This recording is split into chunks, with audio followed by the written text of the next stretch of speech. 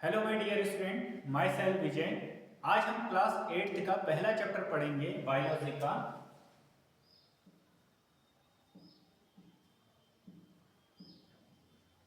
Crop production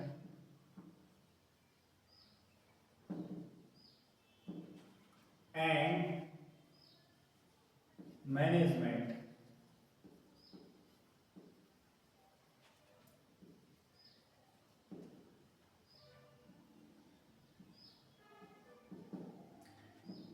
यानी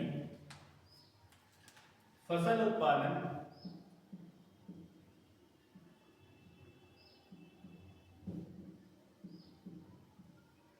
एवं प्रबंधन।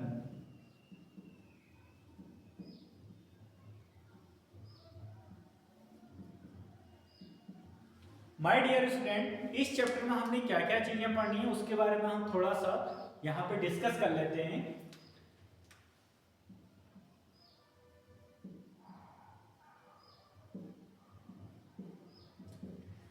इस चैप्टर में सबसे पहले हमने पढ़ना है क्रॉप के बारे में, देन एग्रीकल्चरल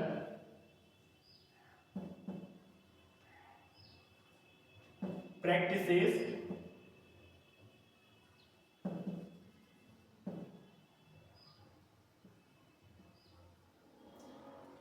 उसके बाद हमने पढ़ना है बेसिक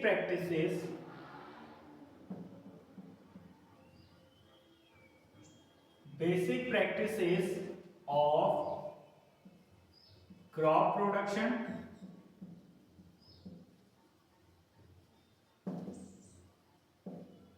जिसमें हमने पढ़ना है प्रिपरेशन ऑफ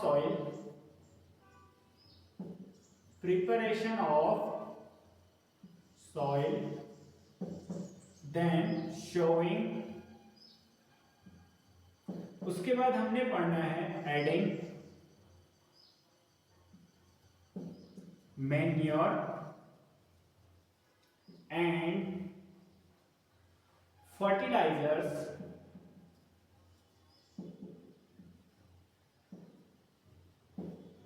उसके बाद हमने पढ़ना है प्रोटेक्शन फ्रॉम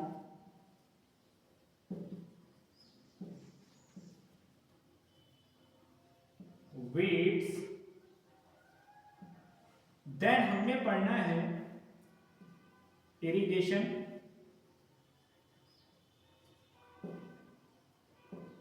उसके बाद हमने पढ़ना है हार्वेस्टिंग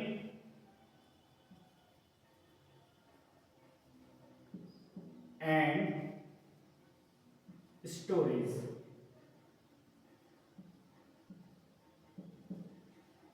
इस चैप्टर का जो लास्ट टॉपिक है वो पढ़ना है हमने food from animals. My dear student, इस चैप्टर के अंतर्गत हमने सबसे पहले फसल के बारे में पढ़ना है, क्रॉप क्या चीज है। उसके बाद एग्रीकल्चरल प्रैक्टिसेस यानी जो कृषि पद्धतियां होती हैं जो सीजन के आधार पे अलग अलग प्रकार की जो फसलें बोई जाती हैं उनके बारे में हमने पढ़ना है। Basic practices of crop production यानी जब हम फसल का उत्पादन करते हैं तो उसके लिए हमें कौन कौन सी पद्धतियां अपनानी पड़ती हैं, क्या क्या चीज हमें करना पड़ता है, किन किन चीजों की हमें तैयारियां करनी पड़ती हैं जब हम फसल का क्या करते हैं, उत्पादन करते हैं। जिसमें हमने सबसे पहले पढ़ना है प्रिपरेशन ऑफ सॉइल यानी मिट्टी को सबसे पहले क्या किया जाता है, तैयार किया जाता है। उसके बाद फिर क्या किया जाता है, शोविंग की जाती है यानी बुआई की जाती है उसमें। उसके बाद एडिंग मैन्योर एंड फर्टिलाइजर्स, जो खाद और जो उर्वरक है उनको क्या किया जाता है, फील्ड में ऐड किया जाता है यानी डाला जाता है। उसके बाद प्रोटेक्शन फ्रॉम वीड्स यानी जो खरपतवार जो खेत में उग जाती है उससे हम अपनी फसल को कैसे सुरक्षित करते हैं। उसके बाद इरिगेशन यानी सिंचाई के बारे में हमने पढ़ना है। उसके बाद हार्वेस्टिंग यानी कटाई के बारे में पढ़ना है। जब फसल पककर तैयार हो जाती है तो उसको जो काटने की जो प्रोसेस होती है उसको हम हार्वेस्टिंग बोलते हैं। उसके बाद स्टोरेज, यानी जो फसल हमने काट ली है उस फसल को लंबे समय तक यूज करने के लिए हम उसको कैसे स्टोर कर सकते हैं उसके बारे में हमने पढ़ना है। उसके बाद लास्ट जो टॉपिक है फूड फ्रॉम एनिमल, यानी क्रॉप के अलावा जो हमें फूड एनिमल से मिलता है वो कौन कौन से फूड हैं उसके बारे में हमने पढ़ना है ना। तो ये हमारा इस चैप्टर का कंटेंट है, जो जो चीजें हमने इस चैप्टर में डिस्कस करनी है। सबसे पहली बात आती है क्रॉप प्रोडक्शन। हम क्रॉप प्रोडक्शन करते क्यों हैं? क्रॉप प्रोडक्शन बेसिकली हम करते हैं फूड की रिक्वायरमेंट को पूरा करने के लिए, यानी फूड की रिक्वायरमेंट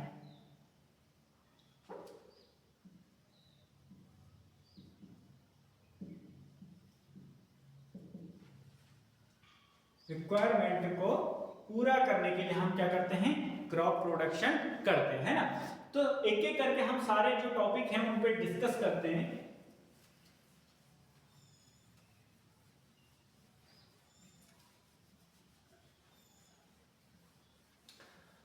सबसे पहला टॉपिक है हमारा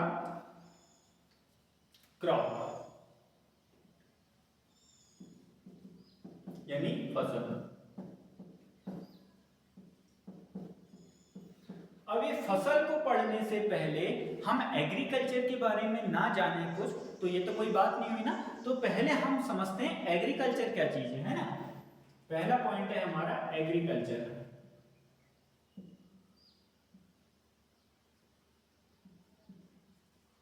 यानी कृषि।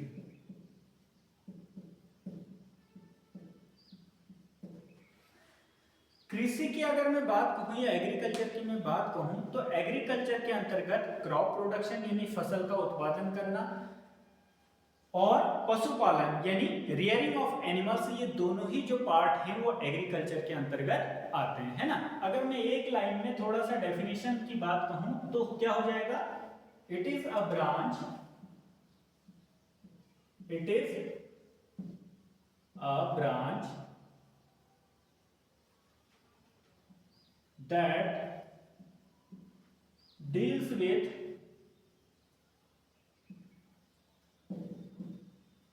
cultivation of plants and rearing of animals.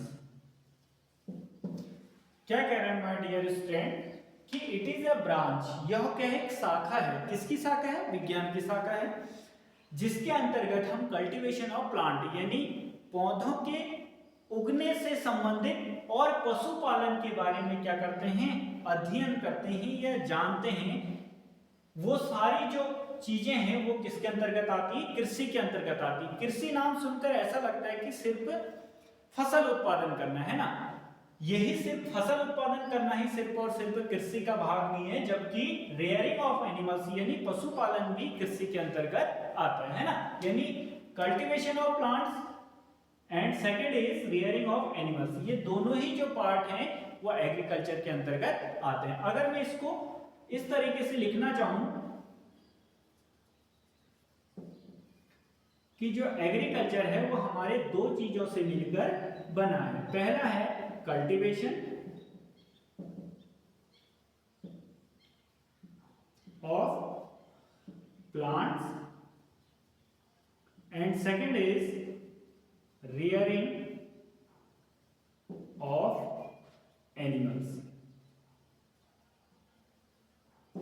ये दोनों ही चीजें हमारे एग्रीकल्चर के अंतर्गत आती हैं। कौन कौन सी? Cultivation of plants and rearing of animals. Rearing of animals मतलब में पशुपालन। पशुपालन क्या होता है? पशुओं की देखरेख करना, उनको एक बड़े पैमाने पर लार्ज, और ये दोनों ही चीजें कैसे होनी चाहिए? लार्ज स्केल पर होनी चाहिए, है ना। ऐसा नहीं कि सिर्फ एक पशुपालक है और वो पशुपालन के अंतर्गत हम उसको इंक्लूड कर देंगे, है ना। तो जब हम बड़े पैमाने पर यानी लार्ज स्केल पर क्या करते हैं, पशुपालन करते हैं, उनका देख रेख करते हैं। और पशुपालन हम क्यों करते हैं, उनसे ताकि हमें कुछ प्रोडक्ट मिले, है ना, मिल्क प्रोडक्ट हो गया, उसके बाद क्या कहते हैं एग हो गया, मीट हो गया, और उसके बाद इवन कमर्शियल जो पर्पस के लिए हम पशुपालन करते हैं वो भी हमारा रेयरिंग ऑफ एनिमल्स के अंतर्गत ही आता है ना। कमर्शियल यूज के लिए जो हम क्या कहते हैं पशुपालन करते हैं, जैसे सामान इत्यादि ढोने के लिए या कोई और कार्य कराने के लिए भी हम पशुपालन करते हैं, है ना। तो ये चीज तो थी हमारी एग्रीकल्चर। उसके बाद इसका जो पहला पार्ट है क्रॉप प्रोडक्शन यानी कल्टीवेशन ऑफ जो प्लांट्स हैं, उसमें पहला टॉपिक है हमारा क्रॉप। अब क्रॉप क्या चीज होती है, क्रॉप की मैं अगर बात कहूं यानी फसल की अगर मैं बात कहूं तो फसल भी एक प्रकार की क्या है, प्लांट्स ही हैं जो हमारे फील्ड में क्या करते हैं, ग्रो करते हैं ना। लेकिन फील्ड में तो बहुत सारे प्लांट्स भी ग्रो करते हैं। अगर मैं किसी फील्ड में क्या कहूं जाऊं तो वहां पर मुझे बहुत सारे प्लांट दिखेंगे, क्या वो सारे जो प्लांट हैं वो क्रॉप है क्या, नहीं, है ना। फील्ड में उगने वाले सारे प्लांट्स क्रॉप कहलाते हैं क्या, नहीं। तो क्रॉप क्या होते हैं, जिनसे हमें बेसिकली क्या मिलता है, फूड मिलता है ना। और अब एक प्लांट है, उस प्लांट को भी क्रॉप कहेंगे क्या, नहीं। खेत में एक ही गेहूं का पौधा यानी एक ही केवल व्हीट प्लांट क्या कर रहा है, ग्रो कर रहा है, मैं उसे क्रॉप कह दूंगा क्या, नहीं, है ना। तो क्रॉप क्या होती है, बेसिकली जब एक ही किस्म के जो प्लांट होते हैं उनको लार्ज स्केल पर क्या कराया जाता है, ग्रो कराया जाता है ना। और किसी पर्टिकुलर एरिया पर लार्ज स्केल में क्या कराया जाता है, ग्रो कराया जाता है, तो उसे हम क्या कहते हैं, क्रॉप कहते हैं, है ना। तो अगर मैं एक डेफिनेशन की बात कहूं तो क्या हो जाएगा, when plants of the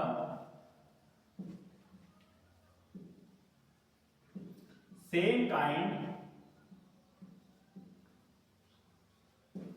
are cultivated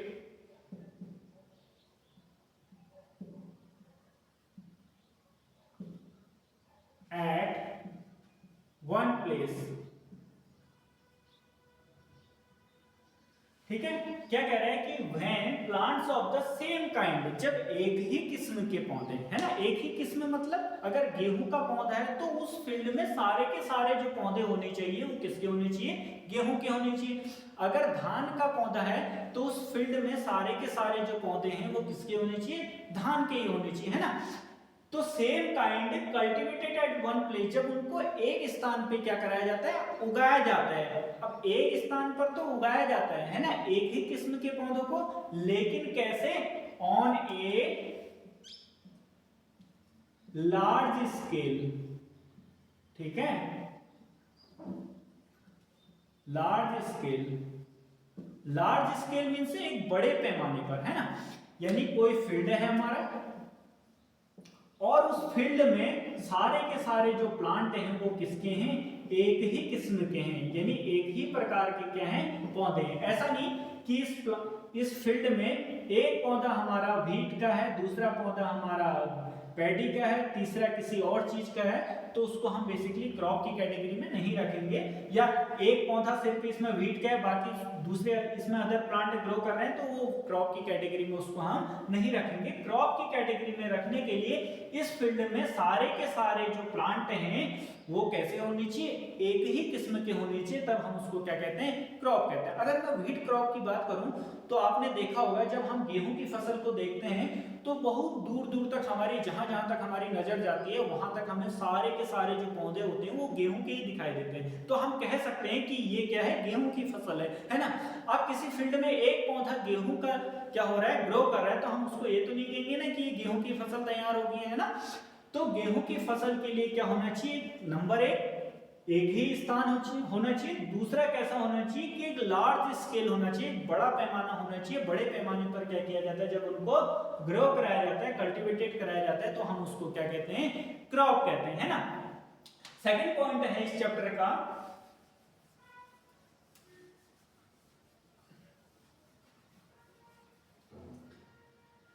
agricultural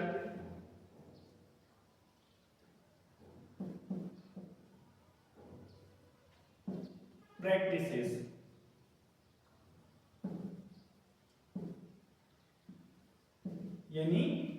पद्धति, कृषि पद्धति।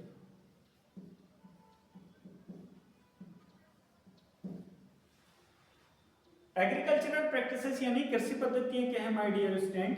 आपने देखा होगा कि हर सीजन में अलग अलग प्रकार की क्या होती है, क्रॉप क्या करती है, बोई जाती है ना। ऐसा नहीं होता है कि एक ही सीजन में सारी क्रॉप को हम क्या कर दें, बो दें।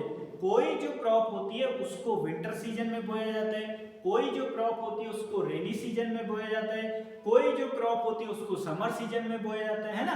तो सीजन के आधार पर क्या होता है, क्रॉप को अलग अलग सीजन में क्या किया जाता है, बोया जाता है। क्यों बोया जाता है? क्योंकि वो वाला जो सीजन होता है उसके उगने के लिए क्या होता है, काफी अनुकूल होता है। इसलिए हर सीजन में क्या होता है, अलग अलग क्रॉप को क्या किया जाता है, बोया जाता है। तो सीजन के आधार पर मुख्य तो हमारे देश में क्या होता है, कभी ठंडा होता है तो कभी गर्म होता है। तो सीजन के आधार पर हमारे देश में मुख्यतः दो ही प्रकार की क्या होती है, फसलें बोई जाती है ना,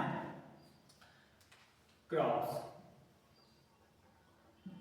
पहला है रबी क्रॉप, रबी क्रॉप, इसको हम कहते हैं रबी फसल, रबी फसल। दूसरा है खरीफ क्रॉप, खरीफ क्रॉप यानी खरीफ फसल, खरीफ फसल। लेकिन बच्चों इन दो क्रॉप के अलावा एक क्रॉप और होती है जो आपके बुक में नहीं दी गई है, जिसे हम कहते हैं ज़ैद क्रॉप, ज़ैद क्रॉप यानी जायद फसल।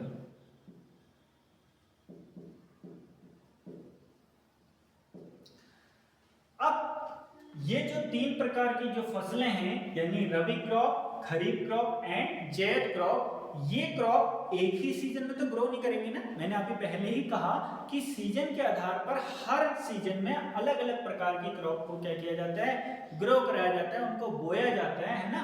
तो कुछ क्रॉप ऐसी होती हैं जिनको ठंड के सीजन में बो दिया तो उसको हमने एक नाम दे दिया। कुछ क्रॉप ऐसी होती हैं जो समर सीजन में ग्रो करती हैं, उनको हमने एक नाम दे दिया। कुछ क्रॉप ऐसी होती हैं जो रेनी सीजन में ग्रो करती हैं। कुछ अलग प्रकार की जो क्रॉप होती है जो जिसका टाइम पीरियड कम होता है। तो सीजन के आधार पर बेसिकली क्रॉप को क्या किया गया है, अलग अलग कैटेगरी में रखा गया है ना।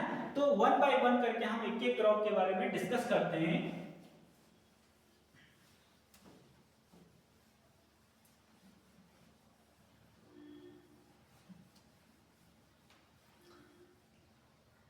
सबसे पहली जो क्रॉप है वह है रबी क्रॉप, रबी क्रॉप यानी इसको हम रबी की फसल भी कहते हैं, रबी फसल।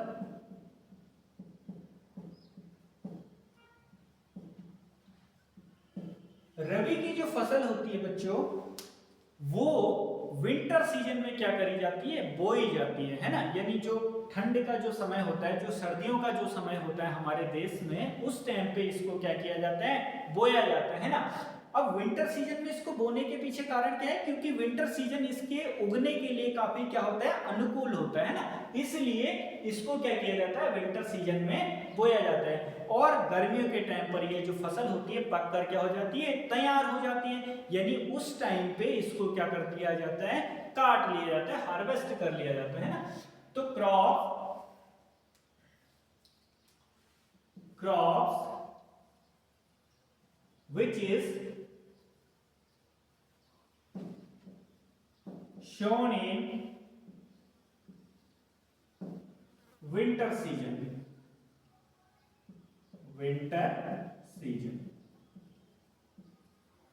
अब हमारे देश में विंटर सीजन कब आता है, अक्टूबर नवंबर के टाइम पे जो सीजन होता है हमारे देश में वो बेसिकली ठंड का मौसम होता है, यानी सर्दियों का समय होता है। तो अक्टूबर नवंबर का जो टाइम पीरियड होता है वो हमारे देश में सर्दियों का कहलाता है ना।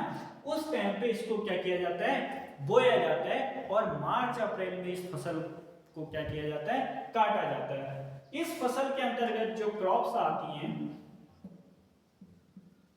वो कौन कौन सी हैं? जैसे व्हीट, उसके बाद ग्रैम, उसके बाद मस्टर्ड, ठीक, पी, लिनसेड,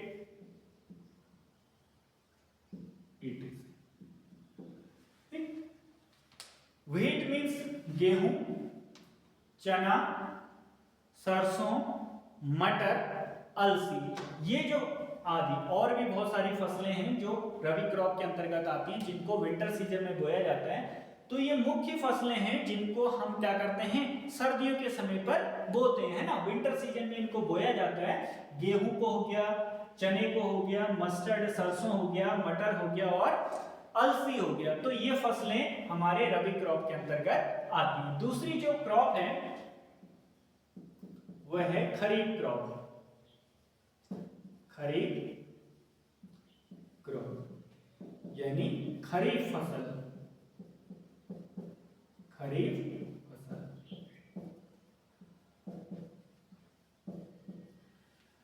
अब ऐसा तो नहीं है ना कि विंटर सीजन में हम खरीफ फसल को भी बो दें, ऐसा हो ही नहीं सकता, क्योंकि अभी हमने पहले ही बात की थी कि सीजन के आधार पर हर सीजन में अलग अलग प्रकार की क्रॉप को क्या किया जाता है, ग्रो कराया जाता है, उसको बोया जाता है ना। तो अगर इसी सीजन में हम इसको भी बोल देते तो इसका नाम अलग से लिखने की क्या जरूरत थी, इसी को भी हम रबी क्रॉप बोल देते हैं ना।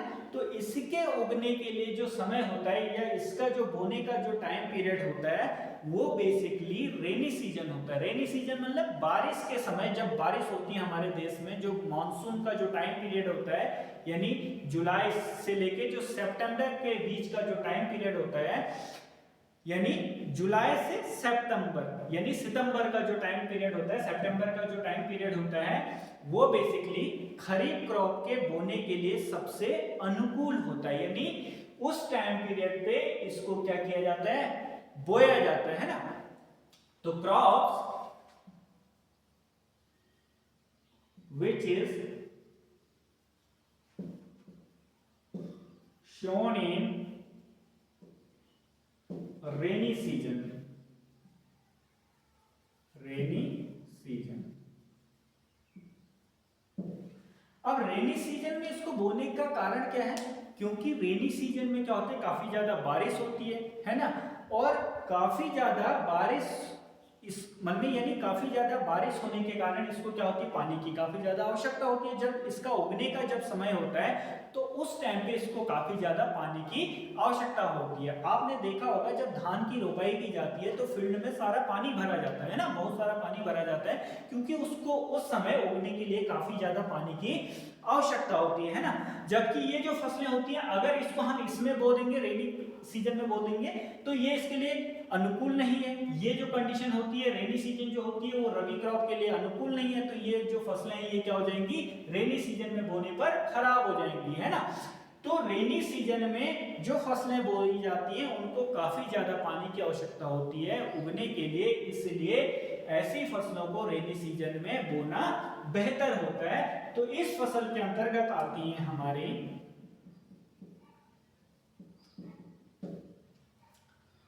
पैडी, मेज, ग्राउंडनट,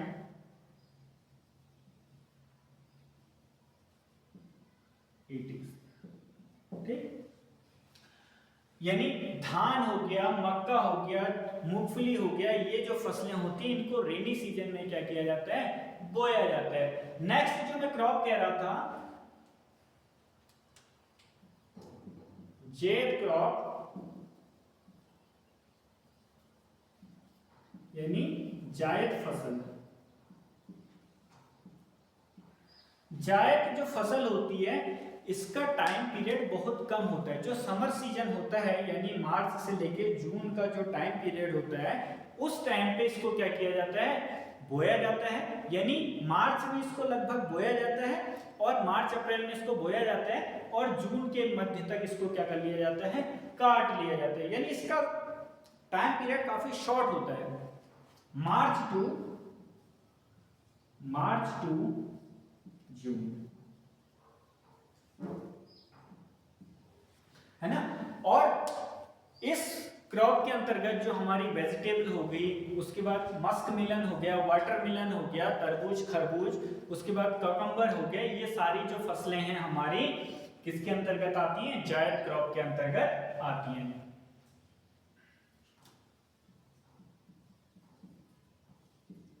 वाटरमेलन,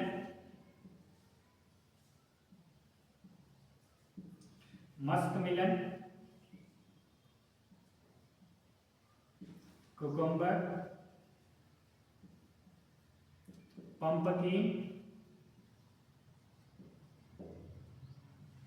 etc। ठीक है। तरबूज खरबूज, खीरा, लौकी, कद्दू, करेला, जितनी वेजिटेबल वगैरह होगी वो सारे हमारे जायद क्रॉप के अंतर्गत आती हैं। इनको एक बहुत लंबा टाइम पीरियड की आवश्यकता नहीं होती, ये 2 या 3 महीने के अंतराल में ही क्या होती हैं, पककर तैयार हो जाती है ना। तो ये हमारी कुछ क्रॉप्स थी जो सीजन के आधार पर अलग अलग सीजन में क्या होती हैं, बोई जाती हैं। उसके बाद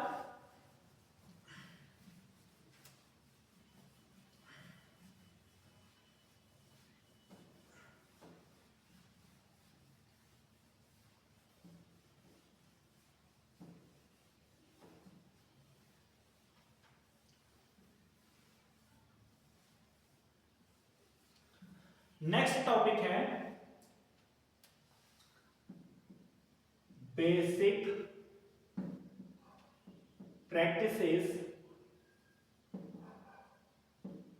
ऑफ क्रॉप प्रोडक्शन।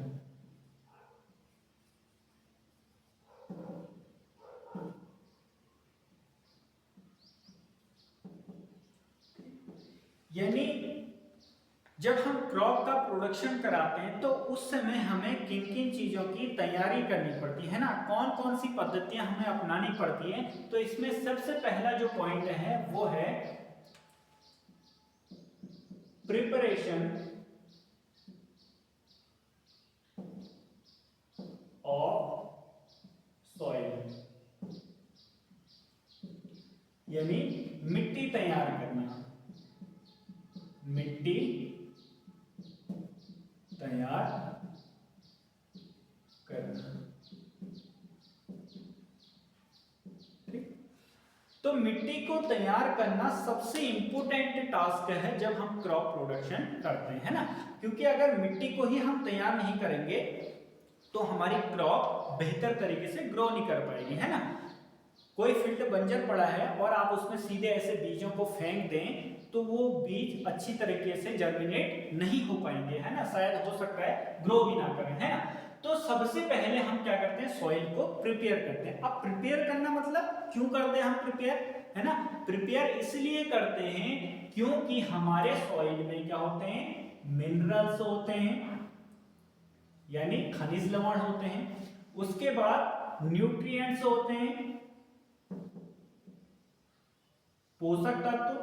पोषक तत्व में हमारे सोडियम हो गया, पोटेशियम हो गया, कैल्शियम हो गया, नाइट्रोजन हो गया, ठीक है, मैग्नीशियम हो गया, etc। ठीक, उसके बाद कुछ माइक्रो ऑर्गेनिज्म होते हैं या माइक्रोब्स होते हैं, माइक्रो,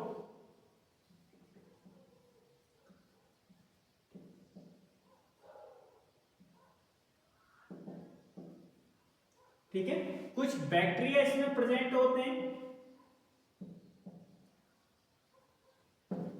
यानी फ्रेंडली बैक्टीरिया जो होते हैं हमारे मित्रवत जो सूक्ष्म जीव होते हैं, जैसे राइजोबियम हो गया, है ना, जो नाइट्रोजन फिक्सेशन करते हैं, नाइट्रोजन स्थिरीकरण का काम करते हैं। तो ये सारी चीजें हमारे सॉइल में क्या होती है, प्रेजेंट होती है पहले से ही ऑलरेडी, हमने कहीं बाहर से डाली नहीं है। मिनरल हो गए, न्यूट्रिएंट्स हो गए, माइक्रो ऑर्गेनिज्म हो गए, उसके बाद बैक्टीरिया हो गए, कुछ पानी भी सॉइल में क्या होता है, प्रेजेंट होता है ना। तो ये चीजों को हम क्या करते हैं, जब खेत को जोतते हैं तो ये सारी चीजें सॉइल में क्या हो जाती हैं, अच्छे तरीके से मिक्सअप हो जाती हैं, है ना। यानी ये चीजें जो जितनी सारी चीजें मैंने अभी बताई, ये सारी चीजें सॉइल में बेहतर तरीके से, मिट्टी में अच्छे तरीके से क्या हो जाती हैं, मिक्स हो जाती हैं। और जब ये सॉइल में अच्छे से मिक्स होंगी तो जो चीज हम उसमें बोने जा रहे हैं वो बेहतर तरीके से क्या हो पाएगा, ग्रो कर पाएगा, है ना। तो the process of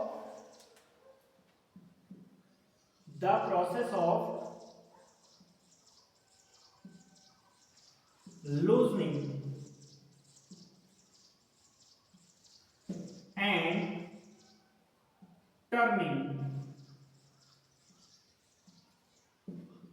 of the soil, ठीक है।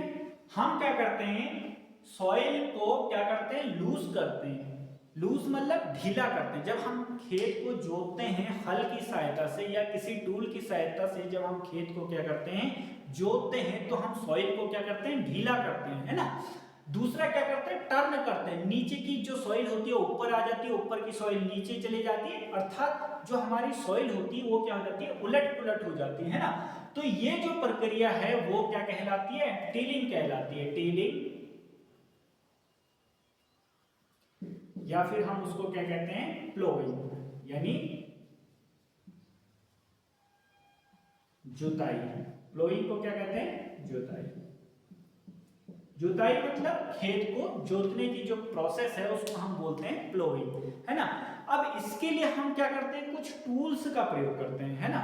अब ऐसा तो है नहीं कि हम हाथ से ही खेत को पूरा खोद देंगे, हाथ से खेत को खोदना पॉसिबल नहीं है, तो हमें कुछ टूल्स की क्या होती है, आवश्यकता होती है। तो वो कौन कौन से जो टूल्स हैं जो हम सॉइल को प्रिपेयर करने के लिए यूज करते हैं, तो वो हमारे क्या कहलाते हैं, एग्रीकल्चरल प्रैक्टिसेस।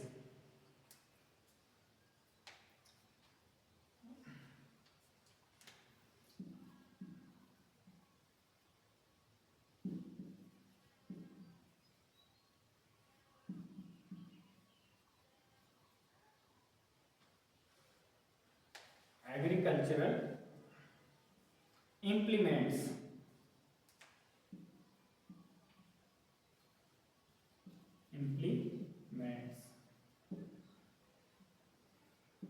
है ना।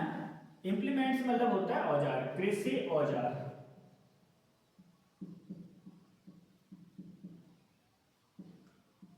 कृषि औजार क्या है, यानी कृषि में प्रयुक्त होने वाले जो टूल्स होते हैं, जो औजार होते हैं, उनको हम कृषि औजार कहते हैं। तो यहां पर जो सबसे पहला जो टूल है वो कहलाता है हमारा प्लो। प्लो मीन्स होता है हल, है ना। हल आपने देखा होगा जिसका प्रयोग हम खेत को जोतने के लिए करते हैं ना, कुछ इस तरीके का होता है। अगर मैं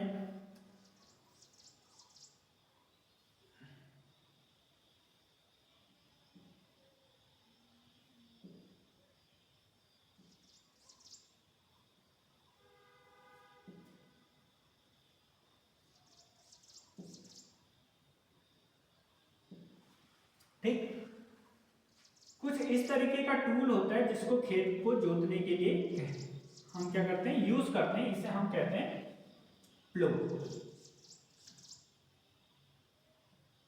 ये एरिया कहलाता है इसका प्लो शेयर, प्लो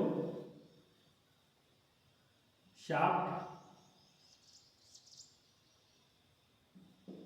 ठीक है। ये चीज कहलाती है इसका प्लो शेयर, ठीक। और ये जो आगे लगा होता है प्लो शाफ्ट के आगे, इसको हम कहते हैं बीम, ठीक। ये ऊपर हैंडल हो गया। इस बीम को क्या किया जाता है, बुल के नेक पे रखा जाता है। जो बैल होते हैं, बैलों की गर्दन पे रखा जाता है और बैल उसको क्या करते हैं, आगे को खींच के ले जाते हैं, जिससे ये वाला जो पार्ट होता है ये खेत को क्या करता है, चीरते हुए ले जाता है ना, जिससे खेत हमारा क्या हो जाता है, उसकी जुताई हो जाती है, यानी वो खेत हमारा जोता जाता है ना। ये वाला जो पार्ट होता है ये वुडन पार्ट होता है, लकड़ी का पार्ट होता है। ये वाला पार्ट भी वुडन होता है, और ये वाला जो पार्ट होता है ये कई बार मेटल का भी बना होता है और कई बार ये वुडन पार्ट होता है ना। इसके बीच में एक शाफ्ट और लगी होती है जो बेसिकली कई बार मेटल की बनी होती है, और कई बार ये पूरा ही हमारा क्या होता है, मेटल का होता है, धातु का होता है ना। ये तो है हमारा ट्रेडिशनल टूल जिसका प्रयोग हम क्या करते हैं, खेत को जोतने के लिए करते हैं। जो छोटे किसान होते हैं वो बेसिकली हल का प्रयोग ही खेत को जोतने के लिए करते हैं। दूसरा जो हमारा टूल होता है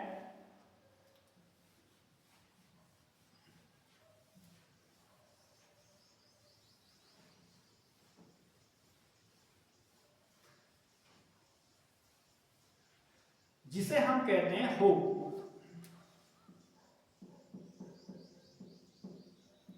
हो मीन्स होता है कुदाल, या इसको फावड़ा भी कहते हैं। ये कुछ इस तरीके का डिवाइस होता है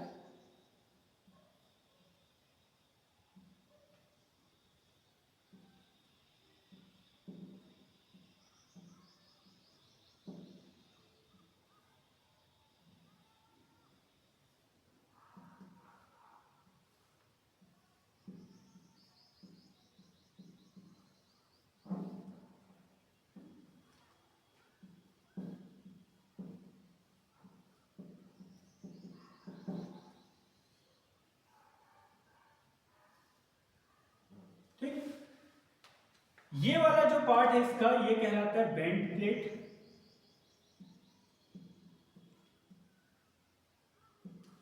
ये कहलाता है इसका रॉड, ये कहलाता है इसका हैंडल, ये कहलाता है इसका बीम। ठीक, तो ये जो टूल है इसको हम हो कहते हैं।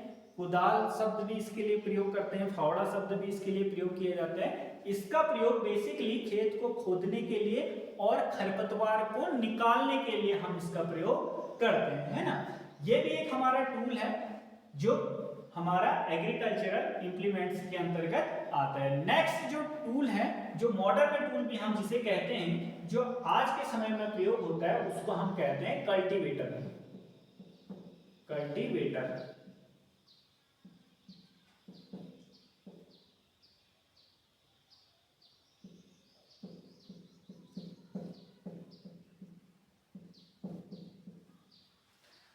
कल्टीवेटर आजकल जो खेत को जोतने के लिए जो टूल सबसे ज्यादा प्रयोग किया जा रहा है किसानों के द्वारा, उसे हम कहते हैं कल्टीवेटर, है ना।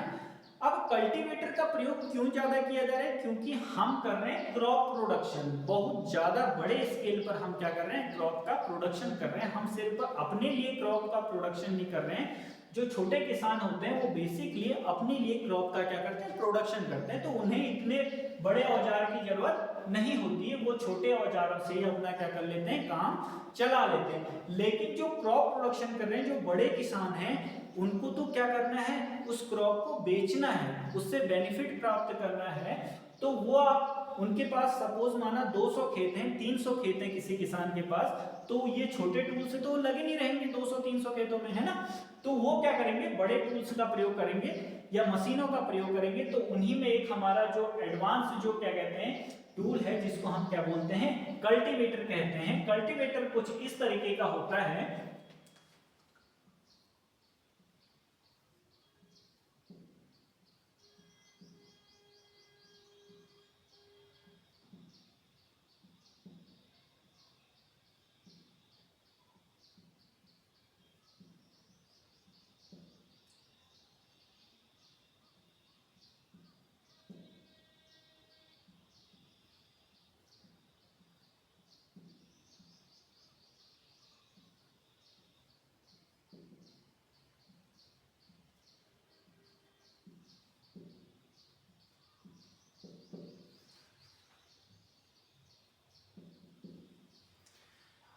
ये हमारा जो टूल है इसको हम बोलते हैं कल्टीवेटर। ये कल्टीवेटर कुछ इस टाइप के, इसमें ऐसे टीथ होते हैं और ये खेत को क्या करते जाता है, जोतते हुए जाता है ना। एक बड़े पैमाने पर ये हमारे खेत को क्या करता है, जोतने का कार्य करता है। आगे से इसका यहाँ पर क्या लगा रहता है, ट्रैक्टर लगा रहता है। ट्रैक्टर इसको खींच कर ले जाता है, जिससे हमारे खेत को क्या किया जाता है, जोता जाता है। यहाँ पर बैलों को आगे से या किसी दूसरे एनिमल को यहाँ पर आगे से खींचने के लिए प्रयोग किया जाता है। यहाँ पर भी सेम चीज ऐसे ही किया जाता है, एनिमल को यूज किया जाता है। लेकिन यहाँ पर किसी एनिमल का प्रयोग नहीं किया जाता है, किसी जानवर का प्रयोग खींचने के लिए नहीं किया जाता है। यहाँ पर ये ट्रैक्टर इसको खींच के ले जाता है और ये चीज हमारी खेत को क्या करती है, जोतने का कार्य करती है। तो इसका आज के समय में जो बड़े किसान होते हैं वो इसका प्रयोग बहुत ज्यादा मात्रा में कर रहे हैं। ये क्या होता है, ट्रैक्टर ड्राइविंग सिस्टम है जो क्या करता है, खेत को जोतने में काम आता है ना। ये कुछ हमारे एग्रीकल्चरल इंप्लीमेंट्स थे जिनका प्रयोग हम खेत को चीरने में, खेत को तैयार करने में हम क्या करते हैं, प्रयोग करते हैं। नेक्स्ट टॉपिक है इसका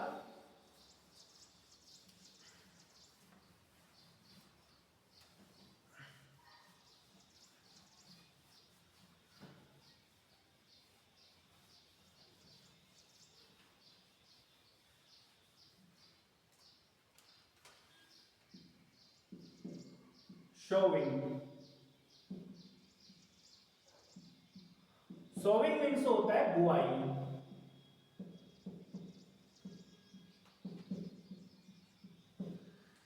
बुआई क्या होता है बेसिकली, बुआई मतलब शब्द में ही समझ में आ रहा होगा, बीजों को बोना है ना। तो बुआई के लिए अगर मैं कहूं प्लांटिंग ऑफ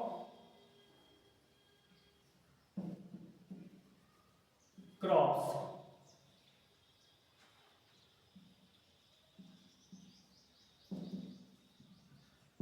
ठीक है, planting of crops on a field, ठीक है, किसी फील्ड में क्रॉप को क्या करना, बोना क्या कहलाता है, बुआई कहलाता है ना। अब बुआई करने के लिए हम क्या करते हैं, सीधे बीज पकड़े और खेत में बो दिए, नहीं, इतनी मेहनत हम कर रहे हैं, हमें क्रॉप का प्रोडक्शन करना है, ना कि क्रॉप को बर्बाद, है ना। तो अगर बर्बाद करना है तो भाई कोई भी बीज पकड़ो और खेत में बो दो, है ना। तो ऐसा हम ना करें ताकि हमारी क्रॉप क्या हो जाए, बर्बाद हो जाए। हमें तो क्रॉप का प्रोडक्शन करना है, हमें तो उससे बेनिफिट प्राप्त करना है ना। तो उसके लिए हम क्या करते हैं, कुछ चीजों का ध्यान रखते हैं बोने के लिए, है ना। तो सबसे पहले जो हमारे सीड होते हैं उनका क्या किया जाता है, सिलेक्शन, सिलेक्शन ऑफ सीड, यानी बीजों का चयन। अब बीजों का चयन यानी बीजों का चयन, अब बीजों का चयन कैसे करेंगे, कौन से बीज हमारे खराब हैं, कौन से बीज हमारे अच्छे हैं, उनका सिलेक्शन हम कैसे करेंगे। बीज तो सारे दिखने में एक जैसे ही होते हैं, तो बीजों का चयन करने के लिए सबसे एक बेस्ट मेथड होता है कि एक हमें क्या लेना है, बीकर लेना है या एक कंटेनर लेना है, और इस कंटेनर में क्या भरना है, हमें पानी भरना है, ठीक, और उसके बाद इसमें हमें कुछ बीजों को डाल देना है। जो खराब बीज होंगे वो पानी के सरफेस पर क्या करने लग जाएंगे, फ्लोट करने लग जाएंगे, तैरने लग जाएंगे, और जो अच्छे बीज होंगे वो इस पानी के नीचे तले में क्या हो जाएंगे, सिंक कर जाएंगे, डूब जाएंगे, है ना। तो इस तरीके से हम जो सीड होते हैं उनका क्या कर सकते हैं, टेस्ट कर सकते हैं कि कौन से सीड हमारे अच्छे हैं और कौन से सीड हमारे क्या हैं, खराब हैं।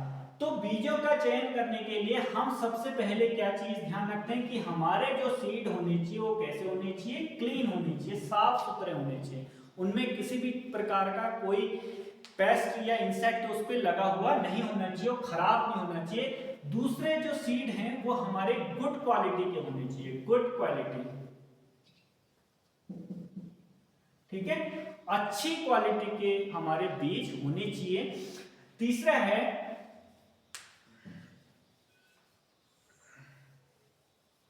हेल्दी, यानी स्वस्थ होने चाहिए बीज हमारे, किसी यानी स्वास्थ्य के साथ साथ डिजीज फ्री होने चाहिए, है ना, उनमें किसी भी प्रकार का कोई इन्फेक्शन, कोई बैक्टीरियल इन्फेक्शन या कोई फंगल इन्फेक्शन उन सीड में नहीं होना चाहिए। ऐसे इन्फेक्टेड जो सीड होते हैं वो अच्छी तरीके से ग्रो नहीं हो पाते हैं ना। तो हेल्दी होने चाहिए, स्वस्थ होने चाहिए, उनमें बेहतर प्रोडक्टिविटी होनी चाहिए, उनमें अच्छी उत्पादकता होनी चाहिए, है ना। अगला है हाइब्रिड, हाइब्रिड हो तो और बेहतर है ना। हाइब्रिड किस्म के बीजों का प्रयोग हमें करना चाहिए। हाइब्रिड मीन्स उन्नत या जो संकर प्रजाति के जो बीज होते हैं जिनकी प्रोडक्टिविटी अच्छी होती है। हाइब्रिड बीजों की खासियत एक ये भी होती है कि ये अनफेवरेबल जो कंडीशन हमारे क्रॉप के साथ आती है, अनफेवरेबल कंडीशन मतलब प्रतिकूल जो परिस्थितियां होती हैं, कई बार क्या होता है सूखे की परिस्थितियां हमारी क्रॉप को टॉलरेट करनी पड़ती है, कई बार बहुत ज्यादा बारिश हो जाती है। तो ऐसी जो अनफेवरेबल जो कंडीशन हमारे क्रॉप के साथ आती है उनको टॉलरेट करने की क्षमता इन बीजों के अंदर होती है, हाइब्रिड। अगला है हाई यील्ड, उच्च उत्पादकता, है ना। हमारे बीज ऐसे होने चाहिए कि उनमें उच्च उत्पादकता हो, हाई यील्ड, यानी बहुत ज्यादा मात्रा में हम जिन बीजों को बो रहे हैं उन बीजों में अच्छी उत्पादकता हो, है ना। ऐसा ना हो कि हमने बीज तो बो दिए लेकिन उनमें उत्पादकता ही नहीं हो, तो ऐसे बीजों का हम चयन करने से क्या करेंगे, रोकने की कोशिश करेंगे, ऐसे बीजों का हम नहीं चयन करेंगे, है ना। उसके बाद हम क्या करते हैं, बीजों का हमने चयन कर लिया, अब बारी आती है बीजों को बोने की, है ना। पहले तो हम सिलेक्शन करेंगे, कैसे सीड हमको चयनित करने, कैसे बीजों का हमें चयन करना। अब बारी आती है बीजों को बोने की। बीजों को बोने के लिए हम क्या करते हैं, जो छोटे किसान होते हैं उनके पास किसी भी प्रकार का टूल नहीं होता है, वो क्या करते हैं, बीज को ऐसे पकड़ेंगे और खेत में ऐसे हाथ की हेल्प से क्या करते हैं, फेंक देते हैं और बीजों को बो देते हैं। लेकिन ऐसे उसमें क्या चीज हो सकती है कि कहीं पर बीज क्या हो सकता है, ज्यादा गिर सकता है। जैसे ये एक फील्ड है और हाथ से बीज अगर मैं फेंकूंगा तो हो सकता है इस एरिया में बहुत कम बीज गिरे और इस एरिया में बहुत ज्यादा बीज गिरे, है ना। तो ऐसी जो अनइक्वालिटी है वो हमारे फील्ड में ना हो बीज बोते समय, इसलिए हाथ से बोना उतना उचित नहीं माना जाता है ना। हाथ से बोने में क्या होता है, बीज के बोने में क्या हो जाती है, अनइक्वालिटी आ जाती है। कहीं पर बीज क्या होते हैं, ज्यादा गिर सकते हैं, कहीं पर कम गिर सकते हैं। तो इसके लिए हम क्या करते हैं, जो छोटे किसान होते हैं वो क्या करते हैं, इस तरीके का एक टूल का यूज करते हैं। जब खेत की वो जुताई करते हैं तो जो प्लो होता है, प्लो के साथ ही एक वो क्या लगा लेते हैं, हॉपर लगा लेते हैं।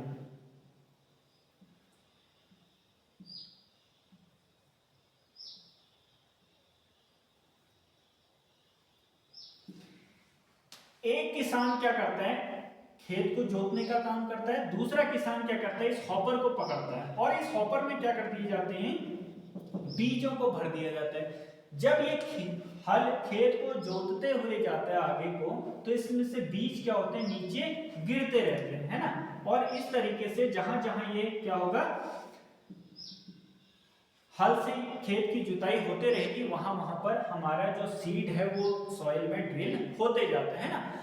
लेकिन अगर मुझे लार्ज स्केल में करना है तो फिर ये चीज हम कब तक करते रहेंगे, है ना। इसका प्रयोग करने से क्या होगा, हमें बहुत ज्यादा मात्रा में क्या लग सकता है, समय लग सकता है। तो इसके लिए आज के समय में, आधुनिक समय में किसका प्रयोग किया जाता है, सीड ड्रिल का प्रयोग किया जाता है। सीड ड्रिल क्या होती है, सेम क्या होती है, मशीन होती है जिसको ट्रैक्टर के पीछे क्या कर दिया जाता है, लगा दिया जाता है और इसमें क्या कर दिए जाते हैं, सीड को भर दिया जाता है। अब ये जो टूल होता है या ये जो मशीन होती है पीछे, ये क्या करती है, इसमें से एक एक सीड को कहां करती है, सॉइल के अंदर ड्रिल करते जाती है। नाम नहीं आ रहा है, सीड ड्रिल।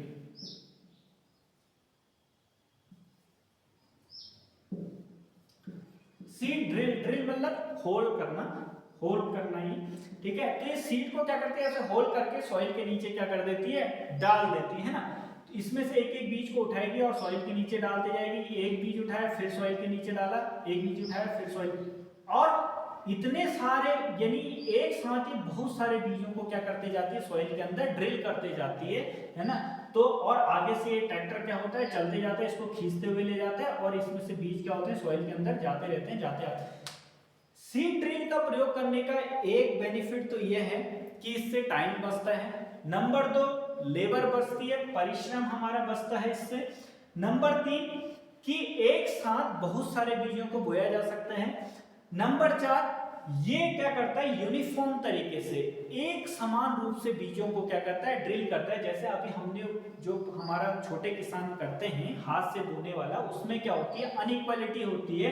तो इसमें किसी भी प्रकार की हमें अनइक्वालिटी नहीं दिखती है, जिस कारण हम जब हमारी जो क्रॉप जब बड़ी होकर तैयार होती है तो उसका एक पैटर्न बन जाता है, एक फिक्स पैटर्न जैसा बन जाता है। ऐसा लगता है कि ना जाने किसी ने एकदम तराश कर खेतों को क्या किया हो, उसमें बीजों को बोया हो, है ना।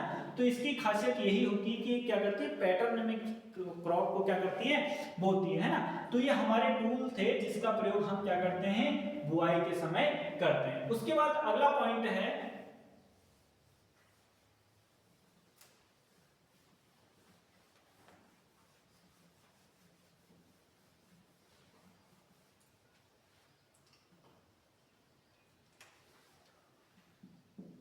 Adding manure and fertiliser.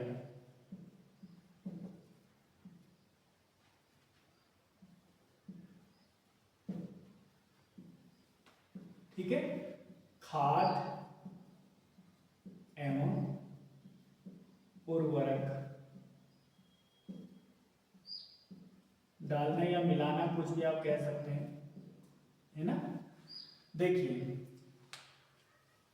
होता क्या है, मैंने अभी पहले ही बताया था कि हमारे सॉइल में क्या होते हैं, बहुत सारे न्यूट्रिएंट्स हो गए, उसके बाद उसमें पोषक तत्व जो होते हैं, उसके बाद वाटर हो गया, मिनरल्स हो गया, ये सारी चीजें पहले ही सॉइल में क्या होती हैं, प्रेजेंट होती हैं। लेकिन इससे जो हमारा प्लांट होता है वो बेहतर तरीके से ग्रो नहीं कर पाता है। तो हमारा प्लांट बेहतर तरीके से ग्रो करे उसके लिए किसी भी चीज की कमी ना हो, जैसे पेरेंट्स अपने बच्चों के लिए किसी भी प्रकार की कमी नहीं रखते हैं, सेम उसी तरह हमारे प्लांट्स को किसी भी प्रकार की कमी ना हो, हम उसमें एक्स्ट्रा क्या डाल देते हैं, मैन्योर एंड फर्टिलाइजर, या एक्स्ट्रा उसमें क्या डालते हैं, न्यूट्रिएंट्स डालते हैं, जिससे हमारा जो क्रॉप है वो बेहतर तरीके से ग्रो कर पाए, हमें बेहतर प्रोडक्शन मिले। तो सॉइल में एक्स्ट्रा न्यूट्रिएंट्स वगैरह डालना वो क्या कहलाता है, हमारा एडिंग मैन्योर एंड फर्टिलाइजर कहलाता है। अब पहले हम समझते हैं मैन्योर क्या चीज है। दोनों एक ही चीज है क्या? नहीं, दोनों क्या है, अलग अलग चीज है, लेकिन दोनों का काम एक ही है। जो हमारा प्लांट्स है उनको न्यूट्रिशन प्रोवाइड कराना, उनको न्यूट्रिएंट्स प्रोवाइड कराना, है ना। तो पहले हम समझते हैं मैन्योर क्या चीज है, यानी खाद।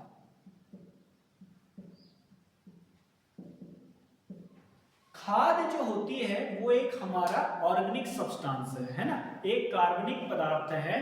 ठीक है, कार्बनिक मतलब नेचुरल चीज है ना, उसमें किसी भी प्रकार का कोई रसायन नहीं है, कोई आर्टिफिशियल कोई केमिकल उसमें यूज नहीं किया गया है, कोई एक नेचुरल चीज है जो कैसे बनती है, डिकम्पोजिशन ऑफ जितने भी प्रकार के काव डंग हो गया, उसके बाद हमारा जो भैंस वगैरह का जो मलमूत्र होता है, उसके बाद पत्तियां के सड़ने गलने से जो चीज हमारी तैयार होती है उसको हम बोलते हैं खाद, है ना।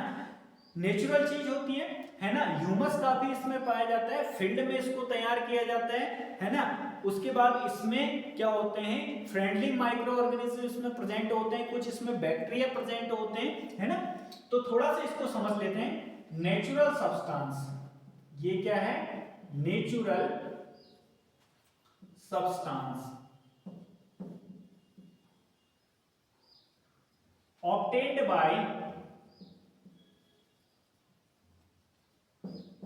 obtained by decomposition of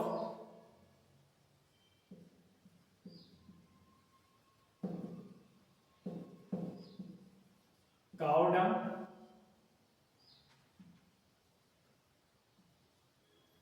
and plant residue,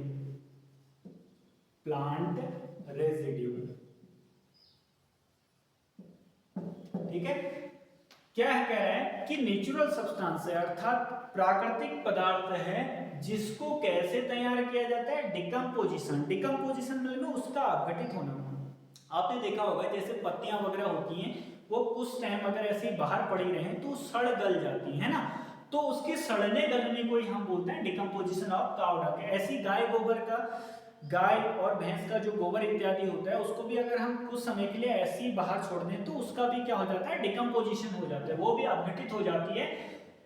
और काउ डंग यानी गाय का जो गोबर होता है, एंड प्लांट रेजिड्यू, और जो प्लांट का अपशिष्ट होता है ना, उसकी पत्तियां होगी, घास फूस इत्यादि, ये सारी चीजें जो हैं वो प्लांट रेजिड्यू के अंतर्गत आती हैं।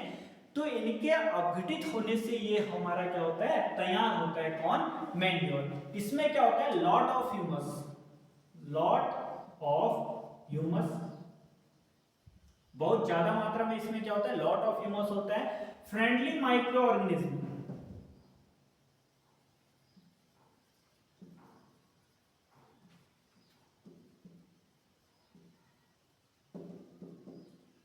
यानी जो मित्रवत जो सूक्ष्म जीव हैं वो हमारे इसमें क्या होते हैं, प्रेजेंट होते हैं। ठीक है, उसके बाद बैक्टीरिया इसमें प्रेजेंट होते हैं, जो फ्रेंडली बैक्टीरिया हैं यानी मित्रवत जो जीवाणु हैं वो इसमें प्रेजेंट होते हैं। जैसे मैंने अभी पहले भी बताया था, नाइट्रोजन फिक्सेशन करने वाले कुछ बैक्टीरिया होते हैं जो नाइट्रोजन स्थिरीकरण करते हैं, एटमॉस्फेरिक नाइट्रोजन को क्या करते हैं, कन्वर्ट करते हैं प्लांट न्यूट्रिएंट्स में। तो ऐसे जो बैक्टीरिया होते हैं उनको हम बोलते हैं नाइट्रोजन फिक्सेशन करने वाले बैक्टीरिया। तो वो बैक्टीरिया इसमें प्रेजेंट होते हैं। उसके बाद ये सॉइल के टेक्सचर को क्या करता है, बेहतर करता है ना। सॉइल का टेक्सचर मतलब उसकी अंतरात्मा को क्या करता है, बेहतर करता है। टेक्सचर मतलब आप ऐसे समझ सकते हो अंतरात्मा, एक टाइप की अंतरात्मा है ना।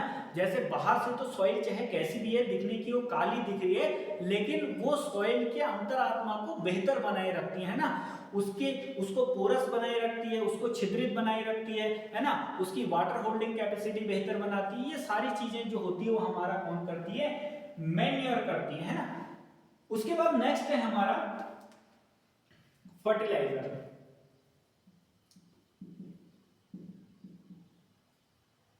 इसको हम कहते हैं उर्वरक।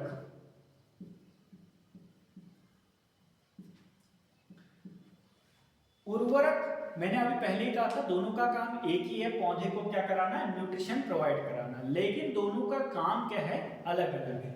ये चीज जो होती है ये क्या होती है, मैन मेड होती है, मैन मेड।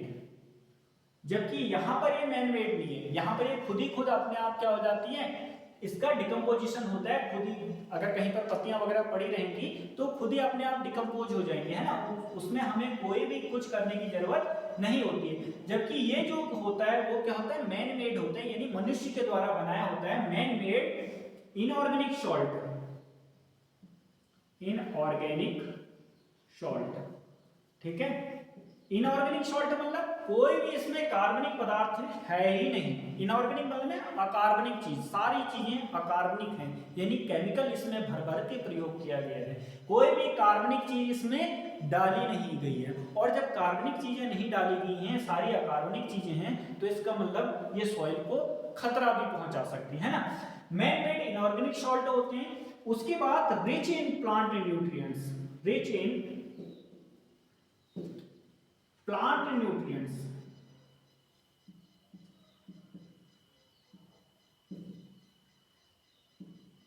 और ये प्लांट न्यूट्रिएंट्स कौन कौन से हैं, एनपीके, याद रखना है एनपीके। एन मीन्स होता है नाइट्रोजन, पी मीन्स हो गया फॉस्फोरस, के मीन्स हो गया पोटेशियम। ये तीन जो हैं नाइट्रोजन, फास्फोरस एंड पोटेशियम, ये बेसिकली प्लांट न्यूट्रिएंट्स हैं, है ना। पादप के क्या हैं, पोषक तत्व हैं जो उसके बेहतर ग्रोथ के लिए क्या है, रिस्पॉन्सिबल होते हैं ना। और जो हमारे फर्टिलाइजर होते हैं उनमें ये प्लांट न्यूट्रिएंट्स भर भर के डाले जाते हैं ना, बहुत ज्यादा अमाउंट में होता है, जिससे क्या होता है, हमें बेहतर प्रोडक्शन मिलता है। इसी कारण कि जब हम फर्टिलाइजर खेतों में यूज करते हैं तो हमें बेहतर प्रोडक्शन मिलता है, किसकी तुलना में, मैन्योर डालने की तुलना में, है ना।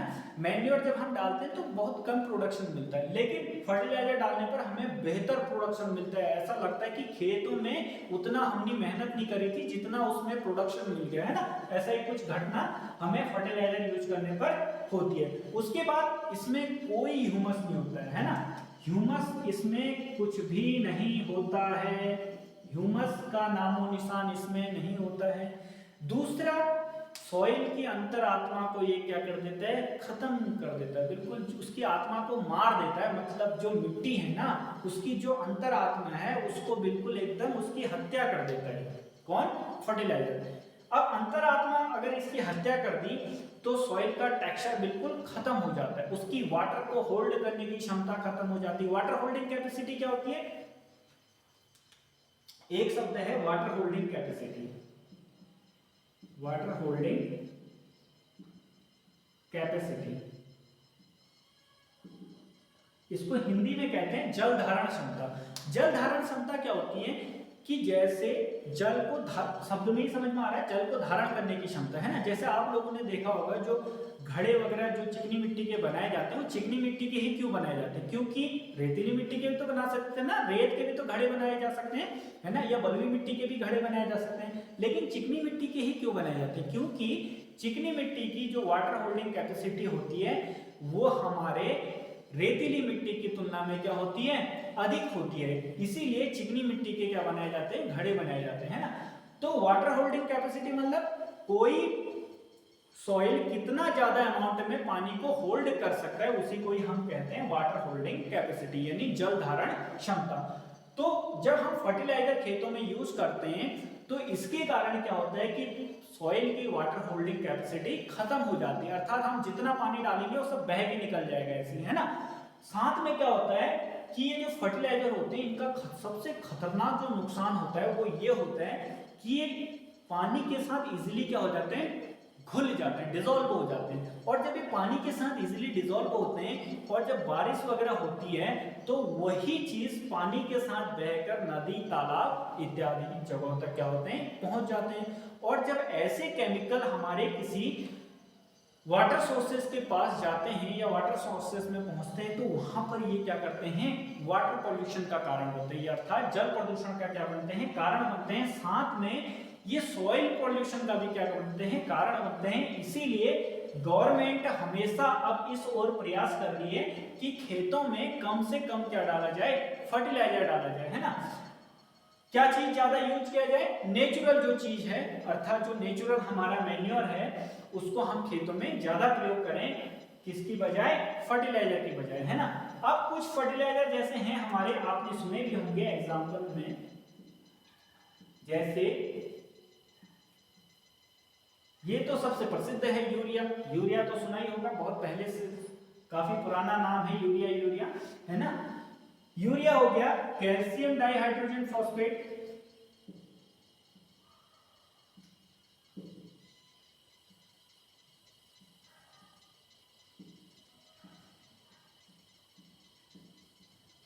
ठीक है।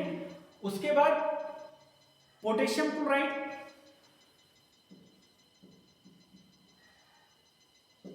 पोटेशियम क्लोराइड हो गया। उसके बाद हमारा हो गया अमोनियम सल्फेट, ठीक है।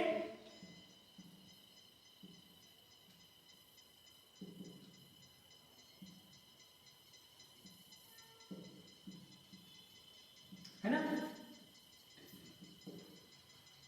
तो यूरिया हो गया, कैल्शियम डाइहाइड्रोजन फॉस्फेट हो गया, पोटेशियम क्लोराइड हो गया, अमोनियम सल्फेट हो गया, उसके बाद पोटेशियम नाइट्रेट हो गया। ये बहुत सारे क्या है हमारे फर्टिलाइजर हैं जिनका प्रयोग हम क्या करते हैं, खेतों में करते हैं, है ना। इनका एक ही हमें बेनिफिट मिलता है कि इनसे हमें प्रोडक्शन बेहतर मिलता है बस, लेकिन बाकी ये सॉइल एंड वाटर पॉल्यूशन का कारण बनते हैं, वाटर होल्डिंग कैपेसिटी खत्म हो जाती है, उसका जो टेक्सचर है, सॉइल टेक्सचर जो होता है वो खत्म हो जाता है, ह्यूमस इसमें कुछ भी नहीं होता है, नामो निशान नहीं होता है ह्यूमस का, है ना। तो ये सारे इसके क्या है, हमारे फर्टिलाइजर के नुकसान है। डीएपी आपने नाम सुना होगा, तो ये सारे हमारे क्या है, फर्टिलाइजर है। अब हम बात करते हैं आगे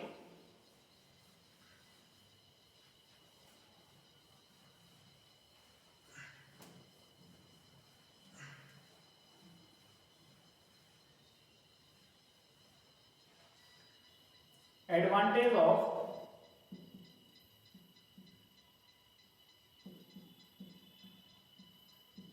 मैन्योर,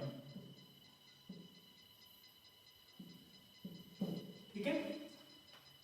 मैन्योर के क्या फायदे हैं, यानी जो हमारा क्या कहते हैं खाद है, खाद के क्या फायदे हैं, है ना।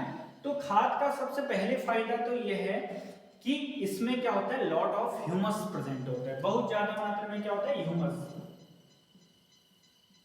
लॉट ऑफ ह्यूमस, बहुत ज्यादा मात्रा में क्या होता है, इसमें ह्यूमस प्रेजेंट होता है। उसके बाद दूसरा क्या होता है, सॉइल को ये क्या करता है, पोरस करता है। पोरस मतलब होता है छिद्रित, ठीक है। छिद्रित जब हमारी सॉइल ऐसे इसमें पोरस होगी तो इसके कारण क्या होगा, इस सॉइल के अंदर जो हमारे फ्रेंडली माइक्रो ऑर्गेनिज्म हैं वो बेहतर तरीके से क्या कर पाएंगे, रेस्पिरेशन कर पाएंगे। उसके बाद कुछ जो हमारे बैक्टीरिया हैं वो नाइट्रोजन फिक्सेशन बेहतर तरीके से कर पाएंगे। उसके बाद इसके अंदर जो हमारा सीड जो जर्मिनेट हो रहा है वो बेहतर तरीके से रेस्पिरेशन कर पाएगा। तो सॉइल के पोरस होने से ये बेनिफिट होता है कि गैसों का एक्सचेंज क्या होता है, इजीली हो जाता है, यानी गैसों का आदान प्रदान क्या हो जाता है, आसानी से हो जाता है। दूसरा है increase water holding capacity, increase water holding capacity, water holding capacity. ठीक है, ये क्या करता है कि सॉइल की वाटर होल्डिंग कैपेसिटी को क्या करता है, इनहेंस करता है, बढ़ाता है। जल धारण क्षमता अगर मिट्टी की बनी रहेगी, अगर बढ़ी रहेगी या बनी रहेगी, तो उससे क्या होगा कि लंबे समय तक जो सॉइल है उसमें पानी की मात्रा बनी रहेगी और हमारे प्लांट को वाटर सप्लाई होते रहेगा, है ना। उसके बाद ये तो कुछ एडवांटेज थे, फर्टिलाइजर के डिसएडवांटेज हमें पता चल गए हैं, कौन कौन से उसके नुकसान हैं। और इसमें लेकिन इसकी खासियत ये होती है कि इसमें जो प्लांट न्यूट्रिएंट्स होते हैं, यानी जो मैंने अभी NPK की बात कही थी, वो फर्टिलाइजर की तुलना में क्या होते हैं, कम होते हैं। बस इसका एक ही थोड़ा सा ये डिसएडवांटेज है कि इसकी तुलना में इसमें प्लांट न्यूट्रिएंट्स क्या होते हैं, कम होते हैं, जिसके कारण हमें कम प्रोडक्शन इसमें देखने को मिलता है। लेकिन यहाँ पर तो हमें पता होता है कि कौन से फर्टिलाइजर में कौन सा प्लांट न्यूट्रिएंट्स डाला गया है ना। लेकिन यहाँ पर हमें पता नहीं होता है, एग्जैक्टली हमें पता नहीं होता है कि इसमें कौन कौन से प्लांट न्यूट्रिएंट्स प्रेजेंट हैं। ठीक है, तो ये कुछ एडवांटेज थे मैन्योर के। उसके बाद नेक्स्ट टॉपिक है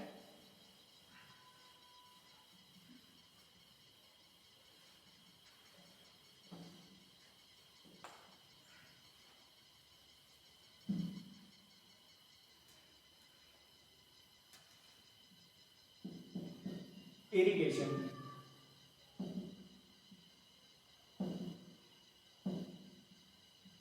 इरिगेशन को कहते हैं हम सिंचाई।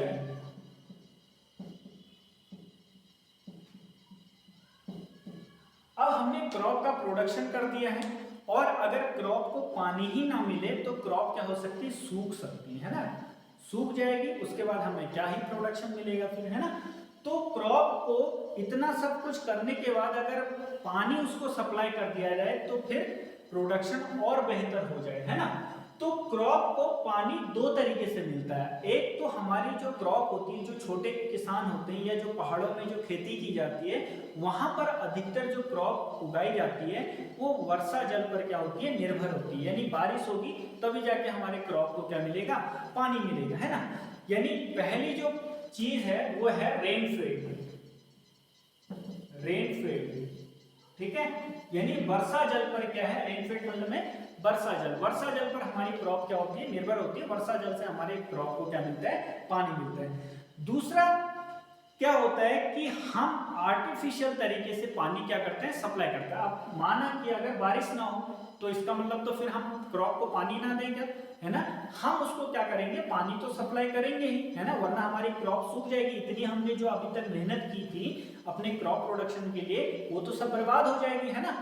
तो हमारी फसल बर्बाद ना हो इसलिए हम क्रॉप को क्या करते हैं, रेगुलर इंटरवल के बाद क्या करते हैं, पानी सप्लाई करते हैं। रेगुलर इंटरवल मतलब जैसे आज पानी सप्लाई कर दिया, उसके बाद कल सप्लाई करेंगे, फिर परसों सप्लाई करेंगे। ऐसा नहीं कि सारा पानी एक ही दिन सप्लाई कर दिया और क्रॉप पूरी बहकर नदी नाली में पहुंच गई। तो इस तरीके से भी हमें पानी सप्लाई नहीं करना है, या एक दिन बहुत सारा पानी सप्लाई कर दिया, दूसरे दिन पानी ही नहीं दिया। तो इस तरीके से हमें अनइक्वालिटी तरीके से हमें पानी सप्लाई नहीं करना है। हमें क्या करना है, एक रेगुलर इंटरवल के बाद क्रॉप को पानी सप्लाई कराना बेसिकली क्या कहलाता है, इरिगेशन कहलाता है। क्या कहा मैंने कि एक रेगुलर इंटरवल के बाद क्रॉप को पानी सप्लाई कराना क्या कहलाता है, इरिगेशन कहलाता है।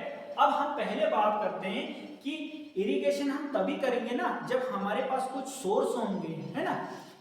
मेरी बात समझ में आ रही है कि हम इरिगेशन तभी करेंगे जब हमारे पास क्या होंगे, सोर्स होंगे। सोर्स मतलब स्रोत होगा, कहीं से हमें पानी मिलेगा तभी जाके तो हम इरिगेट कर पाएंगे ना अपनी क्रॉप को। अब हमारे पास पानी का कोई स्रोत ही नहीं है तो हम क्या इरिगेशन करेंगे, फिर तो भगवान भरोसे हम अपनी क्रॉप को क्या कर देंगे, छोड़ देंगे कि जब बारिश होगी तभी जाके हमारी क्रॉप को क्या मिलेगा, पानी मिलेगा।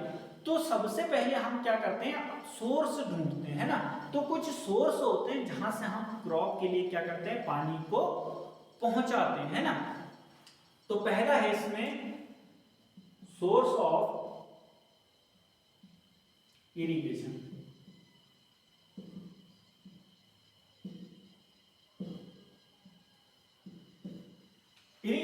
क्या क्या सोर्स हो सकते हैं? नंबर 1 वेल्स यानी कुएं, कुओं से हम पानी सप्लाई करा सकते हैं अपनी क्रॉप को।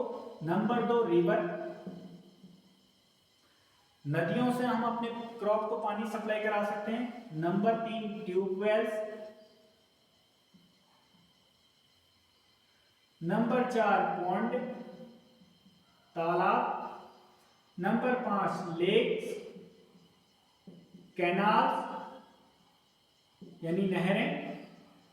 ये हमारे क्या हैं? कुछ पानी के क्या हैं? स्रोत हैं जहां से हम अपने क्रॉप को क्या कर सकते हैं? इरिगेट कर सकते हैं। तालाब हो गए, नदी हो गए, ट्यूबवेल्स हो गई, तालाब, झील होगी, नहरें होगी, ये सारे हमारे क्या हैं? सिंचाई के स्रोत हैं। अब सिंचाई दो तरीके से की जाती है, ऐसा तो है नहीं आज हम क्रॉप प्रोडक्शन कर रहे हैं तो आज ही हम सिंचाई के साधन ढूंढ रहे हैं। सिंचाई बहुत पहले से की जा रही है, जो प्राचीन समय में भी क्या की जाती थी? सिंचाई की जाती थी। तो उस टाइम पे जो सिंचाई के साधन हुआ करते थे वो आज के आधुनिक साधन से क्या है? काफी ज्यादा डिफरेंट है ना।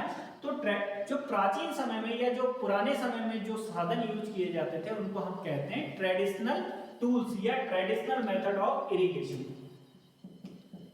ट्रेडिशनल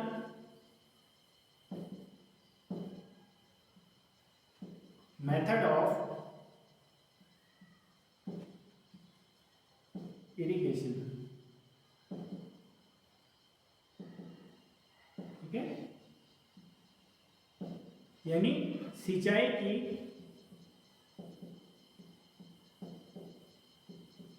परंपरागत विधि।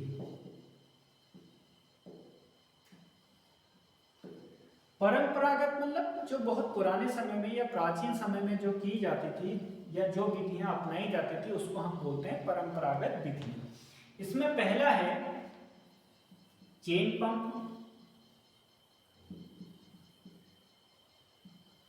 दूसरा है राहट, तीसरा है ढेकली, चौथा है मॉड सिस्टम।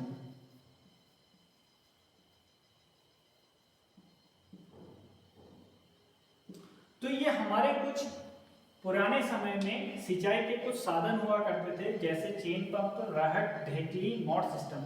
इन विधियों में क्या किया जाता था कि किसी कुएं में से पानी को क्या किया जाता था? निकाला जाता था। किसी में चेन की सहायता से निकाला जाता था, किसी में किसी दूसरे टूल की हेल्प से निकाला जाता था, और उस पानी को निकाल कर क्या किया जाता था? कैनाल की हेल्प से, नहरों की हेल्प से फील्ड तक पहुंचा दिया जाता था, जिससे हमारी जो क्रॉप होती थी वो क्या हो जाती थी? इरिगेट हो जाती थी, सिंचित हो जाती थी।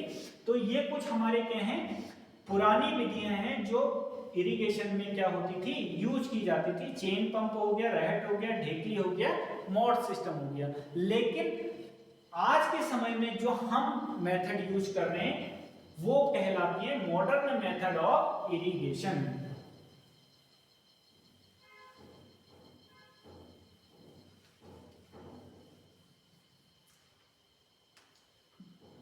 मॉडर्न मेथड ऑफ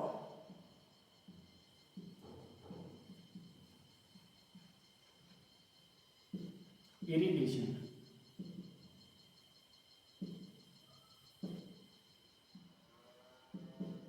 यानी आधुनिक विधि।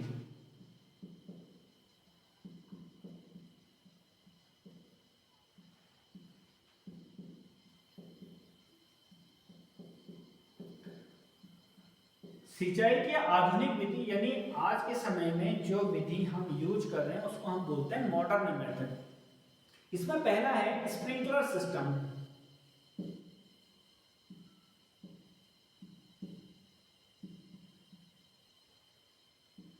इसको हम कहते हैं बौछारी तंत्र या बौछार तंत्र।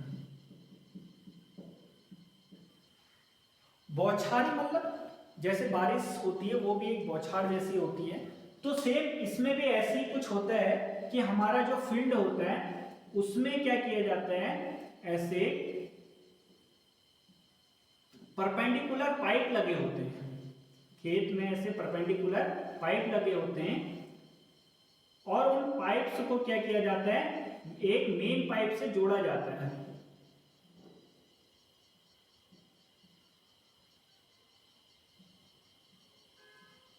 ठीक, और इसके इन पाइपों के ऊपर क्या लगी होती है, ऐसे नोजल लगी होती है, और इन नोजल में क्या होते हैं, ऐसे छोटे छोटे छिद्र होते हैं।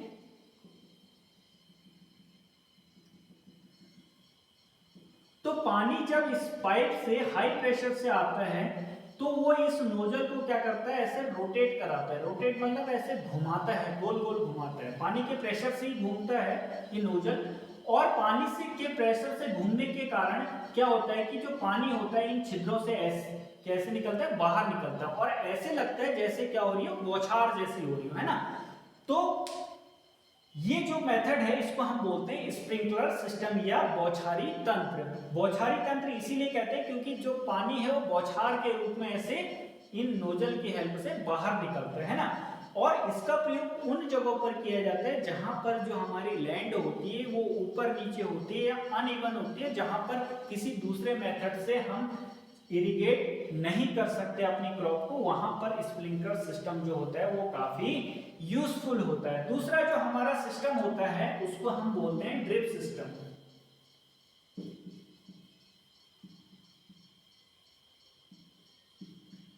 ड्रिप तंत्र, ड्रिप तंत्र भी कुछ इसी प्रकार का होता है, या ड्रिप सिस्टम भी कुछ इसी प्रकार का होता है कि जैसे ये हमारा एक फील्ड है और इसमें हमने सारे क्या लगा रखे हैं, प्लांट लगा रखे हैं बहुत सारे, और इन प्लांट के बगल से क्या किया जाता है, ऐसे पाइप लाइन को क्या किया जाता है, डाला जाता है। और जहां जहां पर प्लांट होता है या ग्रो कर रहा होता है वहां वहां पर इन पाइप में क्या कर दिया जाता है, ऐसे होल कर दिया जाता है।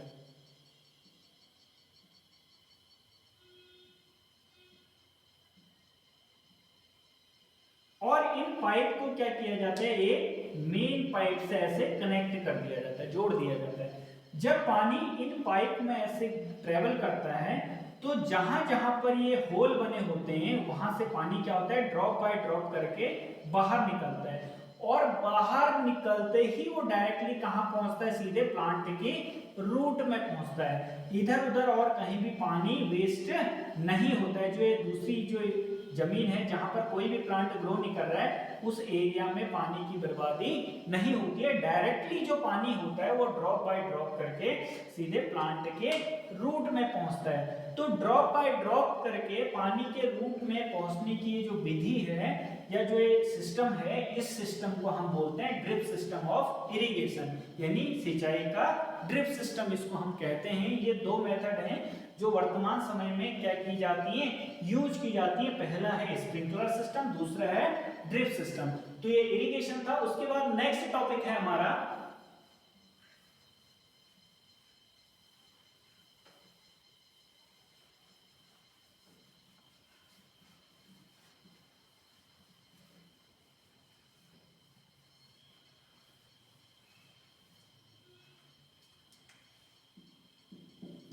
protection from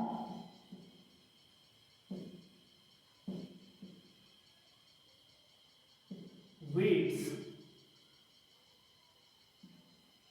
यानी खरपतवार से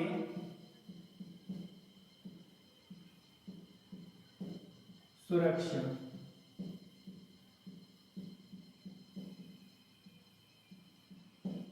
अब देखिए खरपतवार, पहले तो हम समझते हैं खरपतवार क्या होती है।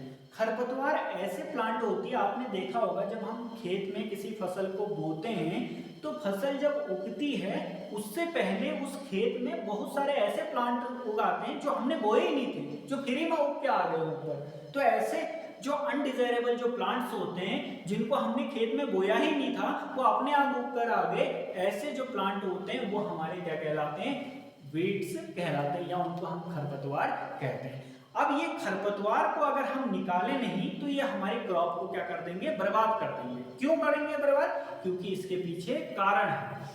तो इसके लिए हम क्या करते हैं, अपनी क्रॉप को क्या करते हैं, प्रोटेक्ट करते हैं, किससे, वीड्स से। अब ये क्यों जरूरी होता है, हमें क्या नुकसान कर रहे हो, हमें नुकसान ऐसा करता है कि जैसे सपोज माना ये एक एरिया है और इस एरिया में एक प्लांट हमारा गेहूं का क्या कर रहा है, ग्रो कर रहा है।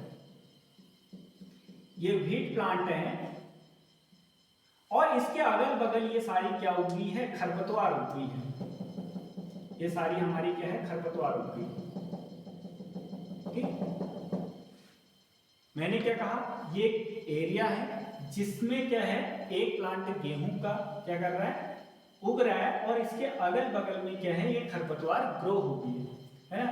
अब ये जो खरपतवार होगी ये क्या करेगी, मैंने अभी पहले ही कहा था कि हमारे सॉइल में क्या होते हैं, न्यूट्रिएंट्स होते हैं, मिनरल्स होते हैं, वाटर होता है, उसके बाद कुछ बैक्टीरिया वगैरह होते हैं, फ्रेंडली बैक्टीरिया वगैरह, ठीक है, उनको हम छोड़ देते हैं, बैक्टीरिया वगैरह को हम छोड़ देते हैं, जो नाइट्रोजन फिक्सेशन कर रहे हैं उनको हम फिलहाल साइड कर रहे हैं। लेकिन न्यूट्रिशन, मिनरल्स, वाटर, फूड, उसके बाद सनलाइट, ठीक है, तो ये जो चीजें हैं, ये चीजें तो इस एरिया में क्या है, फिक्स हैं। अब इन चीजों को ये जो खरपतवार है ये भी क्या करेगी, एब्जॉर्ब करने की कोशिश करेगी, है ना। जब सारा का सारा अगर यही एब्जॉर्ब कर जाएगी, इन चीजों के लिए प्लांट और खरपतवार के बीच में क्या हो जाए, जब कंपटीशन हो जाए, खरपतवार कहेगी नहीं मैं मिनरल खींचूंगी, प्लांट कहेगा नहीं मुझे चाहिए, ये कहेगा न्यूट्रिशन मुझे चाहिए, खरपतवार कहेगा नहीं मुझे चाहिए, ये कहेगा वाटर मुझे चाहिए, खरपतवार कहेगी ना मुझे चाहिए। सनलाइट, प्लांट कहेगा मुझे भी सनलाइट चाहिए, खरपतवार कहेगी नहीं नहीं तुम बाद में लेना सनलाइट, पहले मुझे चाहिए। तो इन सारी चीजों के लिए प्लांट और खरपतवार के बीच में क्या हो जाता है, कंपटीशन हो जाता है, जिससे क्या होता है कि हमारे फसल जो होती है, हमारी जो क्रॉप होती है वो बेहतर तरीके से ग्रो नहीं कर पाती है। इन सारी चीजों के लिए एक नंबर एक कंपटीशन हो जाता है। तो इसके लिए हम क्या करते हैं, इन चीजों को क्या कर देते हैं, हटा देते हैं। अब जब हम इन सारी खरपतवार को हटा देंगे तो इस एरिया में जितने भी ये मिनरल वगैरह प्रेजेंट हैं वो सारे के सारे इस व्हीट प्लांट को ही या इस गेहूं के पौधे को ही मिलेंगे, और इन चीजों के लिए इसके बगल में कोई भी कंपटीटर नहीं होगा, सारी चीजें इसी को मिलेंगे। इसलिए हम क्या करते हैं, अपने जो क्रॉप होती है उसकी प्रोटेक्शन करते हैं वीड्स से। तो पहले तो हम बात करते हैं वीड्स क्या होती है। तो वीड्स ऐसे क्या होते हैं, अनवांटेड प्लांट होते हैं, अनवांटेड या अनडिजायरेबल प्लांट्स, ठीक है, जो हमारे क्या करते हैं, क्रॉप के साथ ग्रो करते हैं। इनको निकालते कैसे, कई बार क्या करते हैं, हम कुछ टूल्स का प्रयोग करते हैं। अभी मैंने पहले हो एक टूल बताया था, एग्रीकल्चरल इंप्लीमेंट में एक टूल बताया था हो करके। हो का प्रयोग वीड को रिमूव करने के लिए किया जाता है। कई बार इसको हैंड प्लगिंग भी किया जाता है, हाथ से तोड़कर भी इसको निकाला जाता है, और कई बार टूल्स का प्रयोग भी किया जाता है। तो जब हम इस खरपतवार को निकालते हैं तो इस निकालने की प्रक्रिया को हम बोलते हैं वीडिंग। क्या बोलते हैं, वीडिंग। वीडिंग मीन्स होता है निराई। निराई क्या होती है, removal of weeds, removal of weeds, यानी वीड्स को रिमूव करने की जो प्रोसेस होती है उसको हम बोलते हैं वीडिंग, या इसको हिंदी में कहते हैं निराई। निराई मतलब वीड्स को रिमूव करना। अब दो चीजें हैं, एक तो हम हाथ से निकालें, ऐसा कौन करेंगे, जो छोटे किसान होंगे। अब कोई बड़ा किसान है जिसके पास बहुत सारे क्या है, खेत हैं, जो बेसिकली क्रॉप प्रोडक्शन इसलिए कर रहा है ताकि उसको बहुत ज्यादा मात्रा में क्या हो, बेनिफिट, है ना। तो हाथ से तो करेगा नहीं, है ना, या छोटे टूल वगैरह से तो करेगा नहीं। तो उसको एक ऑप्शन मिलता है कि वो क्यों ना अपने फील्ड में ऐसे केमिकल का प्रयोग करे जो खरपतवार की ग्रोथ को क्या कर दे, रोक दे, या खरपतवार को क्या कर दे, नष्ट कर दे। तो ऐसा अगर कोई उसको एडवाइस देता है कि आप इस केमिकल का यूज करें और इससे आपकी जो खरपतवार है वो क्या हो जाएगी, नष्ट हो जाएगी, या उसकी ग्रोथ रुक जाएगी और आपका प्रोडक्शन बेहतर मिलेगा, तो वो फार्मर क्या करने की कोशिश करेगा, ऐसे केमिकल का प्रयोग करना चाहेगा, क्योंकि वो इतना मेहनत नहीं करना चाहेगा। उसके पास बहुत ज्यादा मात्रा में क्या है, फील्ड वगैरह है, क्रॉप के फील्ड है, तो इतनी मेहनत नहीं करेगा, वो ऐसे केमिकल का प्रयोग करना चाहेगा।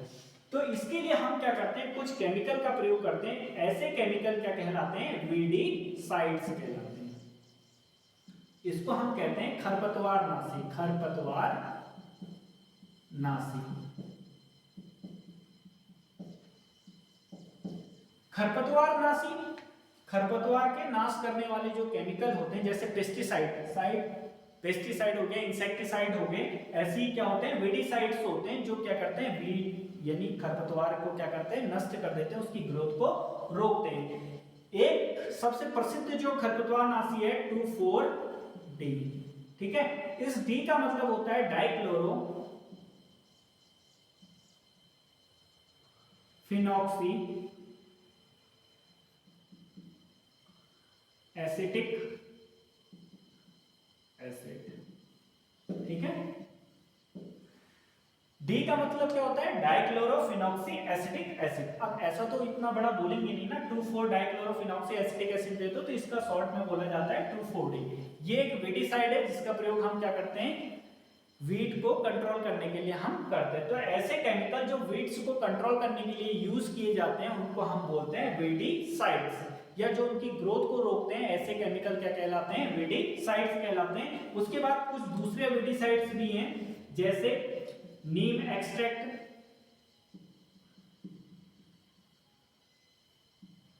उसके बाद इथाइल एस्टर, ठीक है। तो ये कुछ हमारे क्या हैं, केमिकल हैं। ये तो खैर नेचुरल है नीम एक्सट्रैक्ट, लेकिन ये क्या है, हमारे कुछ केमिकल हैं जिनका प्रयोग हम क्या करते हैं, वीड्स को कंट्रोल करने के लिए करते हैं। इनको क्या किया जाता है, वाटर के साथ डिसॉल्व किया जाता है, उसके बाद स्प्रे कर दिया जाता है इनको क्रॉप के साथ, है ना। क्रॉप के ऊपर फील्ड में इसको स्प्रे कर दिया जाता है, जिससे वीड क्या हो जाती है हमारी, या तो नष्ट हो जाती है या उसकी ग्रोथ क्या होती है, रुक जाती है। तो प्रोटेक्शन फ्रॉम वीड्स से भी बहुत जरूरी है, यानी खरपतवार से सुरक्षा करना भी बहुत जरूरी है ना। अगर खरपतवार से सुरक्षा नहीं करेंगे तो हमारी क्रॉप क्या होगी, बर्बाद होने में उसको समय नहीं लगेगा। उसके बाद नेक्स्ट टॉपिक है इसमें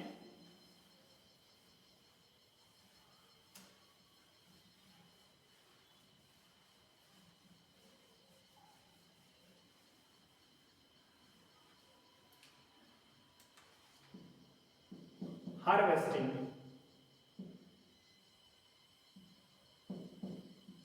इसको हम बोलते हैं कटाई। कटाई क्या होती है, नाम नहीं समझ में आ रहा होगा, यानी फसल को काटना। अब फसल को कब काटेंगे, जैसे ग्रो हो जाएगी सीधे काट थोड़ा ना देंगे, है ना। जब फसल क्या होती है, पककर तैयार हो जाती है, तो एक टाइम पीरियड ऐसा आता है जिस वक्त उसको क्या होता है, काटने की आवश्यकता पड़ती है। अगर उस टाइम पीरियड में उसको हम कट नहीं करेंगे तो हमारी फसल क्या हो सकती है, खराब हो सकती है। उसको चूहे इत्यादि या इंसेक्ट वगैरह उसको क्या कर सकते हैं, खराब कर सकते हैं, या वो सूख सकती है, वो सड़ सकती है, खराब हो सकती है। तो इसलिए हमारी क्रॉप को एक फिक्स टाइम पीरियड में उसको कट करना बहुत आवश्यक होता है ना। अगर फसल को कट नहीं करेंगे तो हमारी फसल क्या हो सकती है, खराब हो सकती है। तो फसल को कट करना ही बेसिकली क्या कहलाता है, कटाई कहलाता है या हार्वेस्टिंग कहलाता है। अब जो छोटे किसान होते हैं या जहां पर हम छोटे लेवल पर क्या करते हैं, कटाई करते हैं, तो वहां पर हम बेसिकली सिकल का प्रयोग करते हैं, ठीक है। ये हाशिया जैसा होता है जिसको दराती भी कहते हैं, इसके हेल्प से हम क्या करते हैं, फसल को काटने के लिए प्रयोग करते हैं, है ना। उसके बाद दूसरे, अगर मैं वही फिर कोई बड़ा किसान है, ठीक है, जिसके पास बहुत ज्यादा फील्ड है, क्रॉप फील्ड है, तो वो इसका प्रयोग तो करेगा नहीं, ठीक है। तो वो कोशिश करेगा कि उससे कुछ ऐसी मशीनें मिल जाएं जो उसकी फसल को क्या करे, कम समय में और कम लेबर के साथ क्या कर ले, जल्दी से उसको कट कर ले, है ना। ताकि अगर फसल काटने का भी एक टाइम पीरियड होता है, अगर उस टाइम पीरियड में कट नहीं किया जाए तो फसल हमारी खराब हो सकती है ना। अब इतने सारे फील्ड हैं, उसको अगर काटने में ही कई महीनों का समय लग गया तो हमारी फसल क्या हो सकती है, उसमें भी क्या हो सकती है, खराब हो सकती है। क्योंकि पता चल रहा है जब तक लास्ट खेत काटते काटते हम पहुंच रहे हैं तब तक वो खेत हमारा खराब हो गया, है ना। तो ऐसी घटना हमारे साथ ना हो, इसके लिए हम क्या करते हैं, कुछ एडवांस मशीनों का प्रयोग करते हैं, जैसे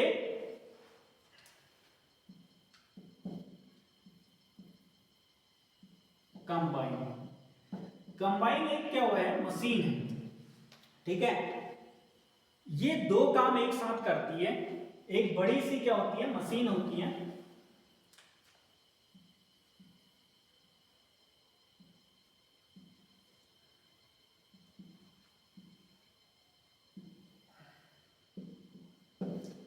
एक बड़ी सी क्या होती है, मशीन होती है। आगे से ये क्रॉप को क्या करती जाती है, कट करते जाती है, हार्वेस्ट करते जाती है, ठीक है।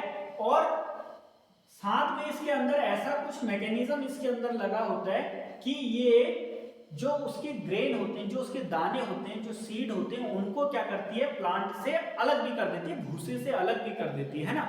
मतलब दो काम एक साथ कर रही है। नंबर एक, फसल को कट कर रही है। नंबर दो, जो दाने हैं, अनाज है, उसको भूसे से क्या कर रही है, अलग कर रही है। तो ये हमारी एडवांस मशीन है जिसको हम बोलते हैं कंबाइन। कंबाइन मशीन क्या करती है, कट भी करती है, हार्वेस्टिंग भी करती है, प्लस थ्रेसिंग भी करती है। ये हार्वेस्टिंग और थ्रेसिंग दोनों ही क्या है, प्रोसेस है, ठीक है, प्रक्रिया है। थ्रेसिंग में क्या होता है, भूसे से अनाज को क्या किया जाता है, अलग किया जाता है। तो ये हमारा क्या करती है, हार्वेस्टिंग भी करती है प्लस थ्रेसिंग भी करती है, ठीक है।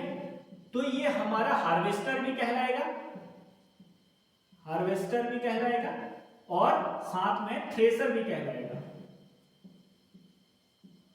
ठीक है। यहां पर दो काम एक साथ हो गए ना, हार्वेस्टिंग भी और थ्रेसिंग भी। तो कंबाइन हमारी क्या है, एडवांस मशीन है। अब किसान, जो बड़े किसान हैं जिनके पास बहुत ज्यादा क्या है, क्रॉप फील्ड है, तो वो इसका प्रयोग क्यों नहीं करना चाहेंगे, है ना। इससे दो काम एक साथ हो रहे हैं और कम समय में भी हो रहे हैं और लेबर भी कम लग रही है ना। तो ये दो काम को क्या करती है, एक साथ करती है। एक नंबर एक हार्वेस्टिंग, दूसरा थ्रेसिंग, है ना। तो कई जो हमारे कंट्री हैं, जब फसल पक जाती है, हमारे कंट्री में जो बहुत सारे स्टेट है, सॉरी, उनमें क्या किया जाता है कि फेस्टिवल पर्व क्या किया जाता है, सेलिब्रेट किया जाता है। फेस्टिवल पर्व मतलब कि जब फसल क्या हो जाती है, मैच्योर हो जाती है, तो उस फसल को देखकर जो हमारा फार्मर होता है वो क्या होता है, काफी खुश हो जाता है ना।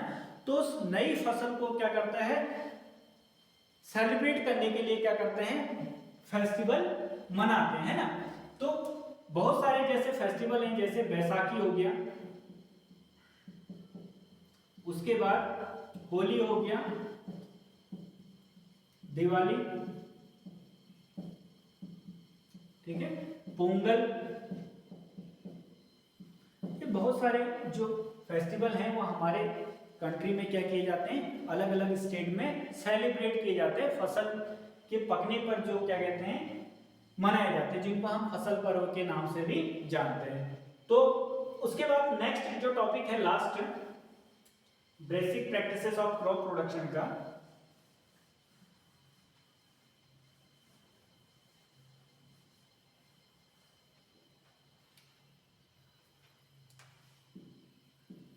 वो है स्टोरेज, यानी भंडारण।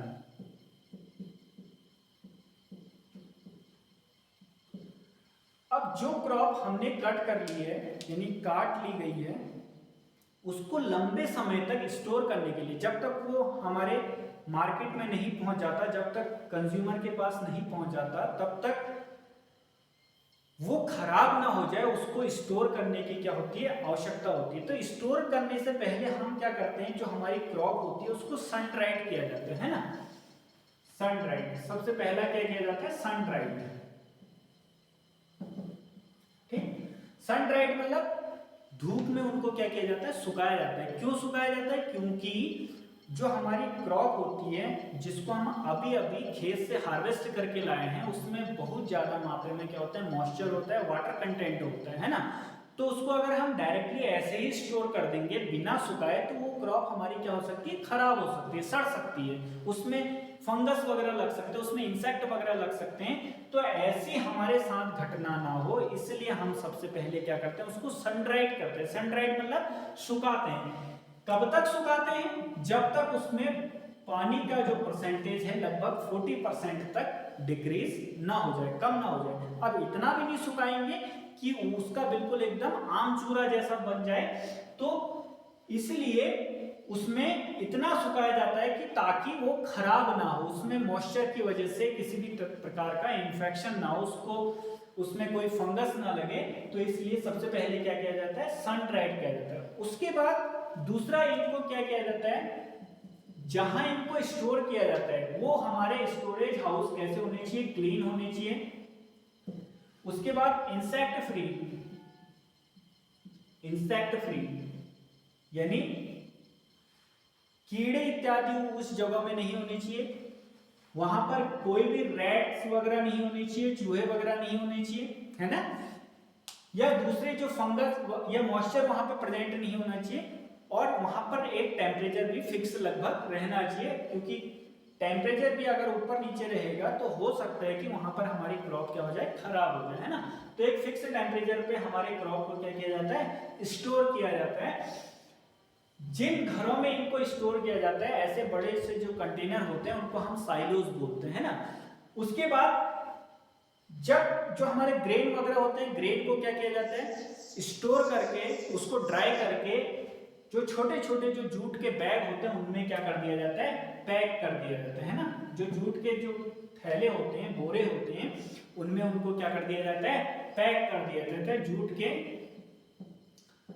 जो बोरे होते हैं, जिनको हम जूट बैग्स कहते हैं या गिनी बैग्स उनको हम कहते हैं, उनमें उनको क्या कर दिया जाता है, पैक कर देते हैं, और फिर उनको क्या कर दिया जाता है, बेचने के लिए भेज दिया जाता है। ठीक, उसके बाद जो हमारे फ्रूट वगैरह होते हैं, फ्रूट्स या जो हमारे फल वगैरह होते हैं, उनको क्या नहीं किया जाता है, सन ड्राइड नहीं किया जाता, उनको डायरेक्टली ऐसे ही जब उनको हार्वेस्ट करके लाया जाता है, उनको सीधे ऐसे ही भेज दिया जाता है बेचने के लिए। क्योंकि अगर उनको सन ड्राइड करेंगे, माना हम आम तोड़कर लाए और आम तोड़कर हमने कहा कि ये खराब हो जाएगा और उसको धूप में सुखा दिया, फिर तो बिल्कुल एकदम उसके मुंह में एकदम 12-13 जैसे एकदम सिकुड़ जैसा जाएगा ना, है ना। तो ऐसे जो फ्रूट वगैरह होते हैं उनको सन ड्राइड नहीं किया जाता है, उनको क्या किया जाता है, डायरेक्टली ऐसे ही भेज दिया जाता है, कोल्ड स्टोर में उनको स्टोर करके क्या कर दिया जाता है, भेज दिया जाता है।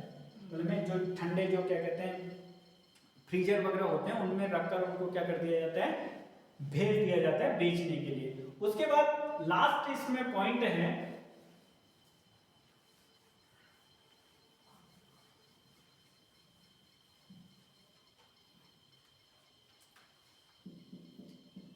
फूड फ्रॉम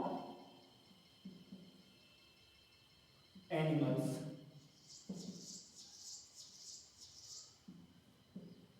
यानी जंतुओं से भोजन।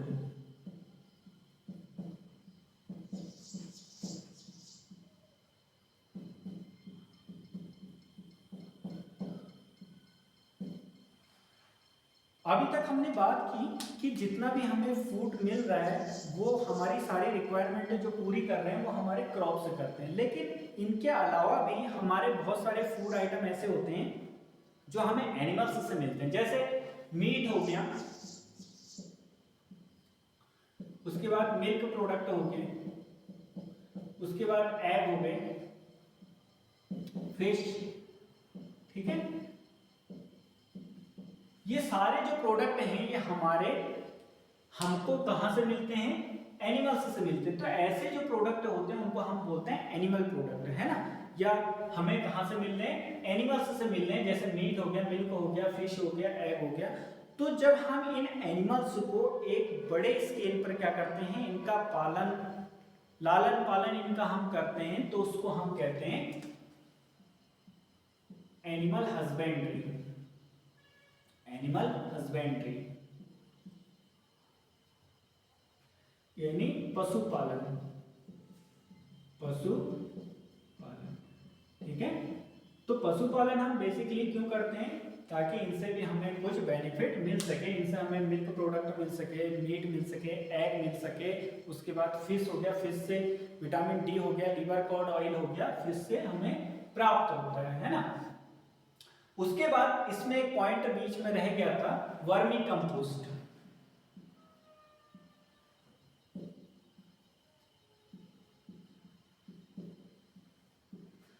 यानी इसको हम कहते हैं वर्मी कंपोस्ट।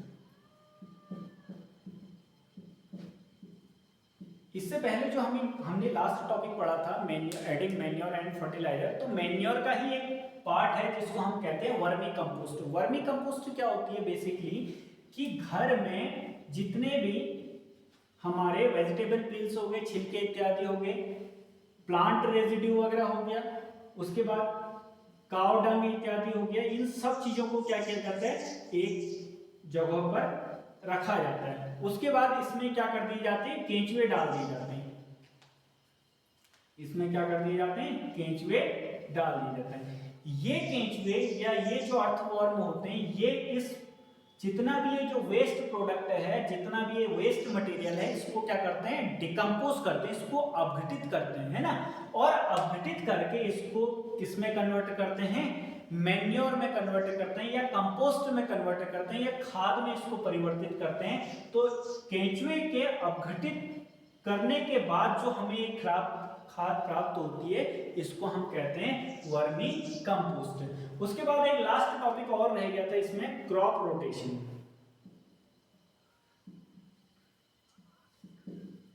इसको हम कहते हैं फसल चक्रण। फसल चक्रण,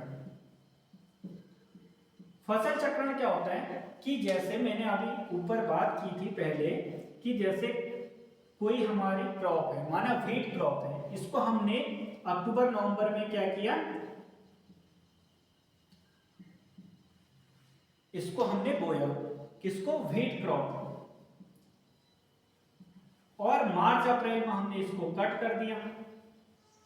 अब मार्च अप्रैल से लेके अगले अक्टूबर नवंबर के बीच का ये जो टाइम पीरियड है, उस टाइम पीरियड में ये हमारा जो ये फील्ड है ये क्या ना हो जाए, खाली ना हो जाए। इसके लिए हम इसमें क्या करते हैं, दूसरी फसलों को क्या कर देते हैं, उस टाइम पीरियड में क्या करते हैं, ग्रो करा देते हैं, है ना, ताकि हमारी जो जमीन है, ये फील्ड है, ये खाली बंजर ना पड़ी रहे। इसके लिए हम इसमें क्या करते हैं, दूसरी फसलों को उस टाइम पीरियड में क्या कराते हैं, ग्रो कराते हैं। तो इस तरीके से एक के बाद एक क्रॉप को किसी फील्ड में ग्रो कराना क्या कहलाता है, क्रॉप रोटेशन कहलाता है। तो इसी के साथ ये चैप्टर हमारा कंप्लीट होता है। Thank you.